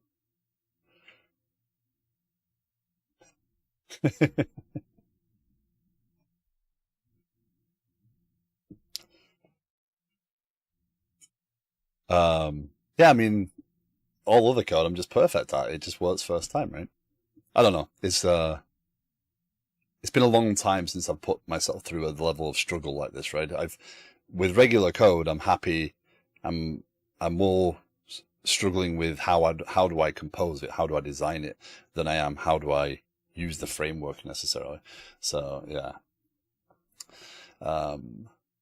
I don't think anyone understands Godot, just some people pretend to because it's open source.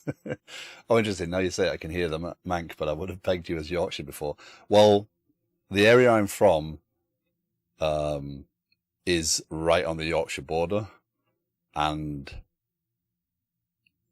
was part of Yorkshire just before I was born. So the accent still remains, I think. No one understands Godot. Okay. Well, this isn't an anti-Godot stream. This is I have tinkered with Unity before, but you know, I've seen a lot of the people that I respect playing with Godot recently, and I want to, and being that it is on a newer version of C# and the language is something I'm very comfortable with, you know.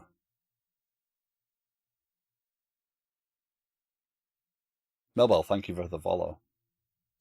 So yeah, I will persevere. I will get through this. I'm not going to give up, but look at line 53.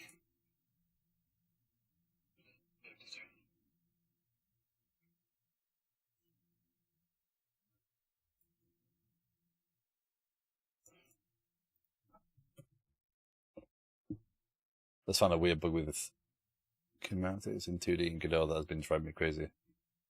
That was to try and aim the tank at the player.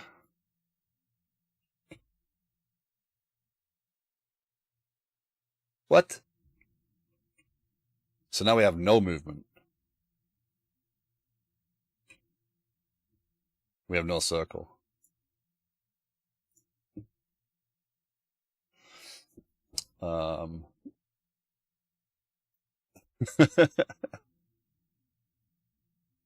No shit here. The Godot community teases me because I use Unity. It's just friendly banter.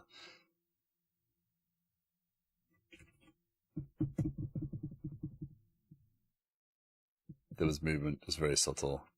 Everybody's struggling with physics and stuff in Godot, and I'm still at the point, put this sprite on top of this sprite stage. Yep. This sounds familiar. Okay, so I'll remove the look at because that's not relevant right now, right? I don't care if the tank turns to face the player. The goal there was to try and see if it, before it even fired, would it look at where the player was, but they don't understand where each other are. They don't understand. Yeah, it's fine.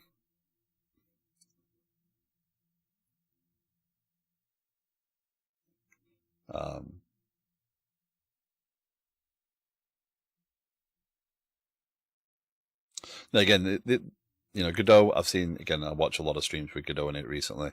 You know, I watch Saito as well doing Unity stuff. I have no issue with the different engines, and I have tinkered with Unreal, but again, I've never really achieved anything, and this is kind of a goal. The goal here is to achieve something, even if it's some really painful lessons that make me want to cry.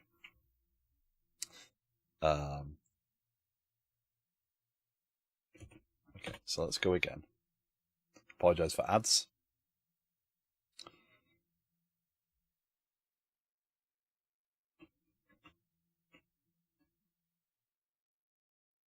Why are you 0, 0?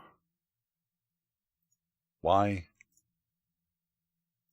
That projectile that's logging there, that's meant to be the global position. It's as if everything is relative to my enemy. So the global position.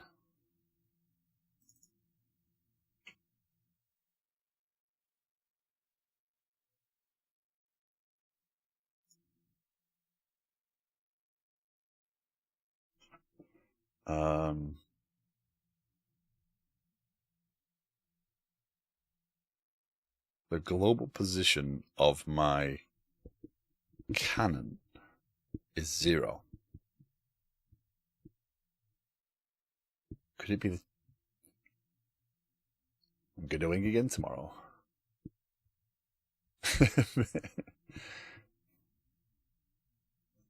I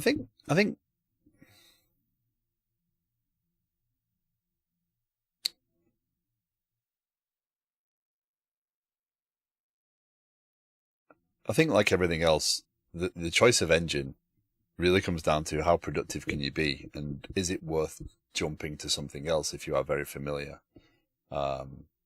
with one. Is there a reason to change, or is it just because, right? I have the luxury of I don't care, right? I don't have any a skin in the game as such, because I've not invested a great deal of time into building something. So to me, it's just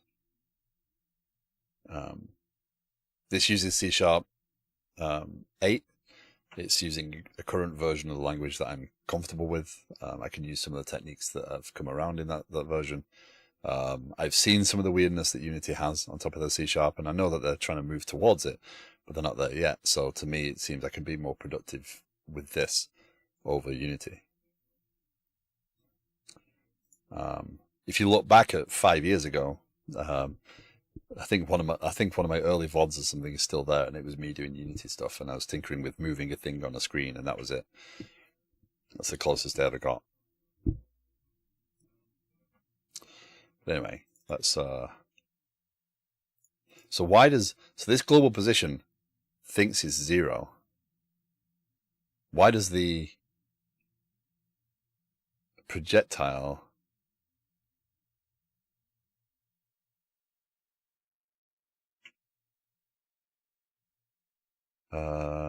again, hold on,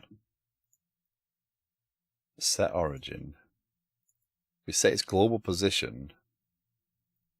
Oh, I know why. Because all this is going to fire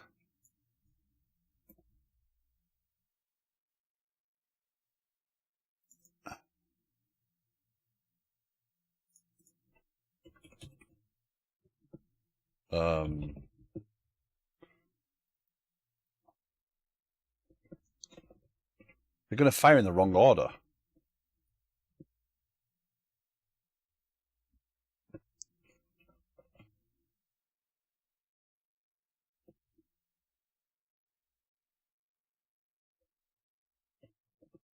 So I'm setting the firing vector based upon this when it's ready, but it hasn't set origin yet.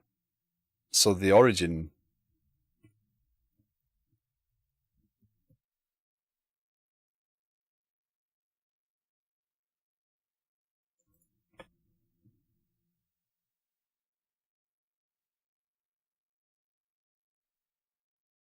Oh, look.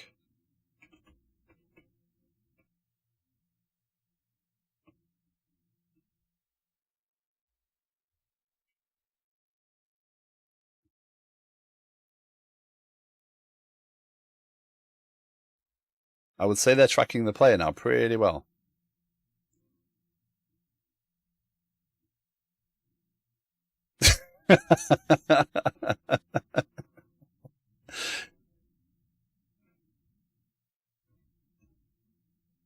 And it's doing exactly what it should do, because it shouldn't be smart, right? It shouldn't be trying to track. Oh, there you go. Object disposed. So the problem there was, when I was doing that in ready, the projectile had not had its global position set, so it was setting it 0, 0, and then I was actually, so it wasn't the projectile manager wouldn't actually be the problem, I suppose now, but I was getting the projectile ready fires now, then I add it to the scene, and then I set its origin. So if I make that part set origin, which again now is a totally inaccurate name, then I should be good. Hi, Shy. How you doing today? So, yeah. Now my firing vector is correct. I still kind of want to go back to my radar sort of concept, because I think it decoupled all these things in a pretty clean way, where the enemy was fed a radar instance, and then the radar decided what it was aiming at and just told it to, here's a target. So let's put that back. Should that look at global position or position? Let's see.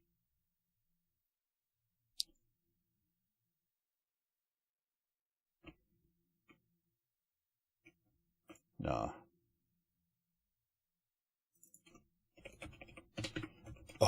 I won't question why I'm still not seeing circles. We'll come back to that one later. That's another challenge. I'm good. Mom took me in my car to the car wash. I was a little terrified though. Terrified of a car wash? Were you driving through the car wash?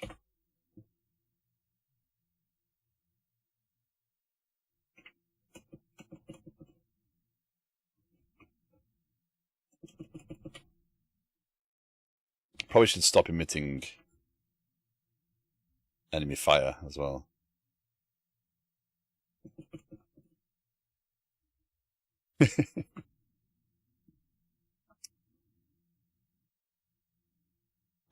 If using the lookout, don't forget to add a rotation of 90 degrees. Why do I rotate?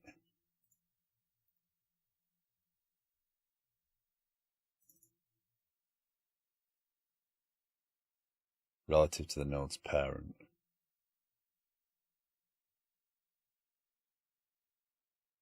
It's expected to use global position, but that doesn't work.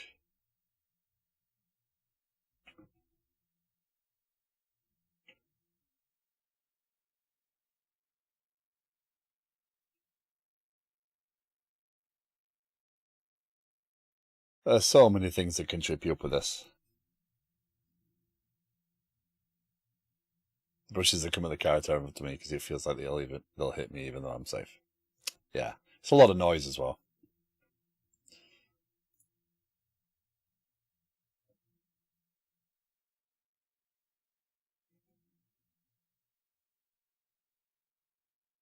Okay. Well, look at is really not.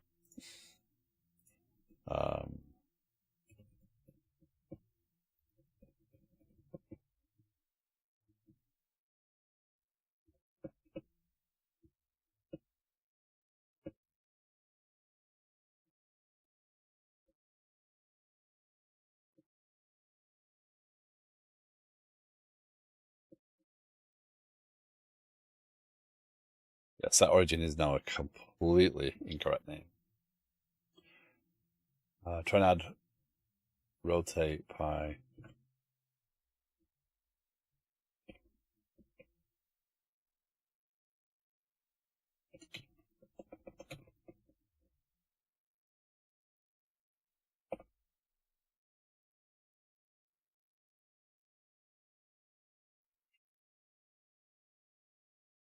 Yep.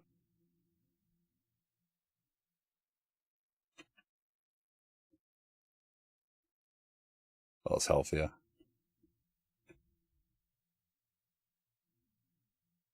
I mean, you are right. They're backwards, but that's probably me needing to change the sprite. Boom, boom, boom. Object dispose. That's interesting that all fires out of sequence.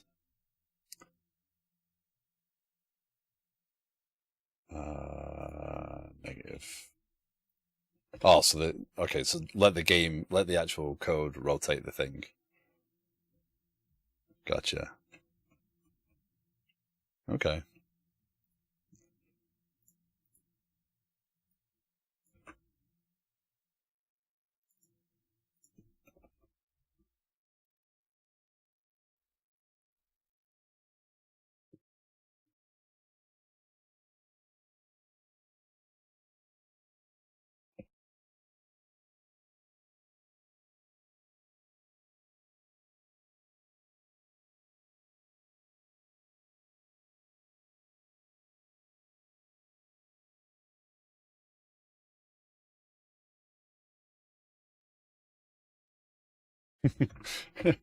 now I'm addicted. This is the problem.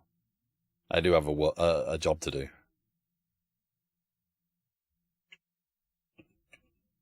So obviously they're going to be smaller. They're going to be little globes eventually. But I've created 2-tank bullet hell shooter, so that's awesome.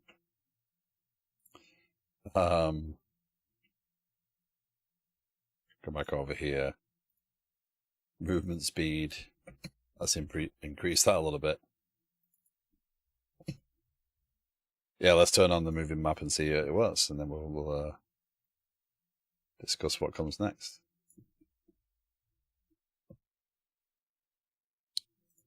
I want to say I do thank you very much for all the contribution, for the effort, for the thought that you guys have put into this. I really do appreciate the assistance here.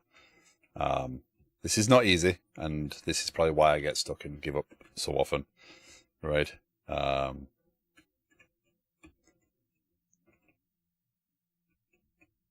It's not easy to do this stuff, and I'm not a big tutorial follower, right? So I struggle with tutorials.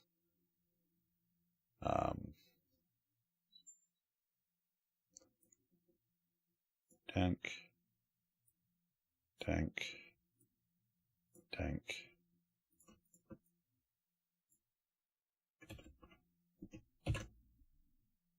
So,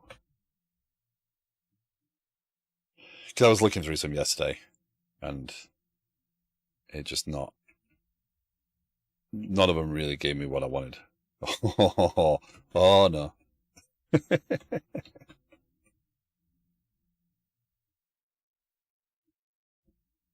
One. So things I could put in here. I could put in a health bar. I want to do a level complete, new level, etc.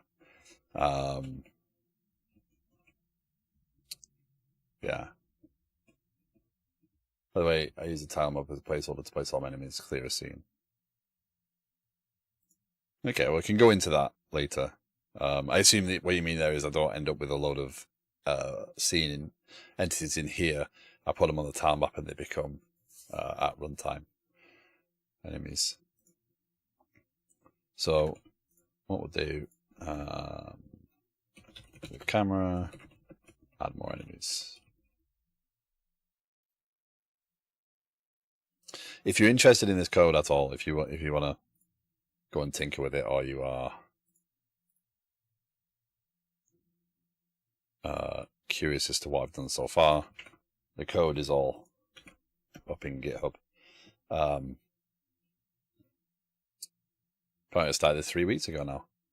But yeah, so I work on this Mondays and Tuesdays, and then on Wednesdays through Fridays, I do work on a larger project, an actual application project.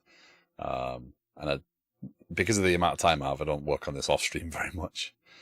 So yeah, but there we go. It is at least functioning. So fortunately, I have a full-time job. So we're going to go raid over to Sorcery. Sorcery is awesome, and she is building an actual game.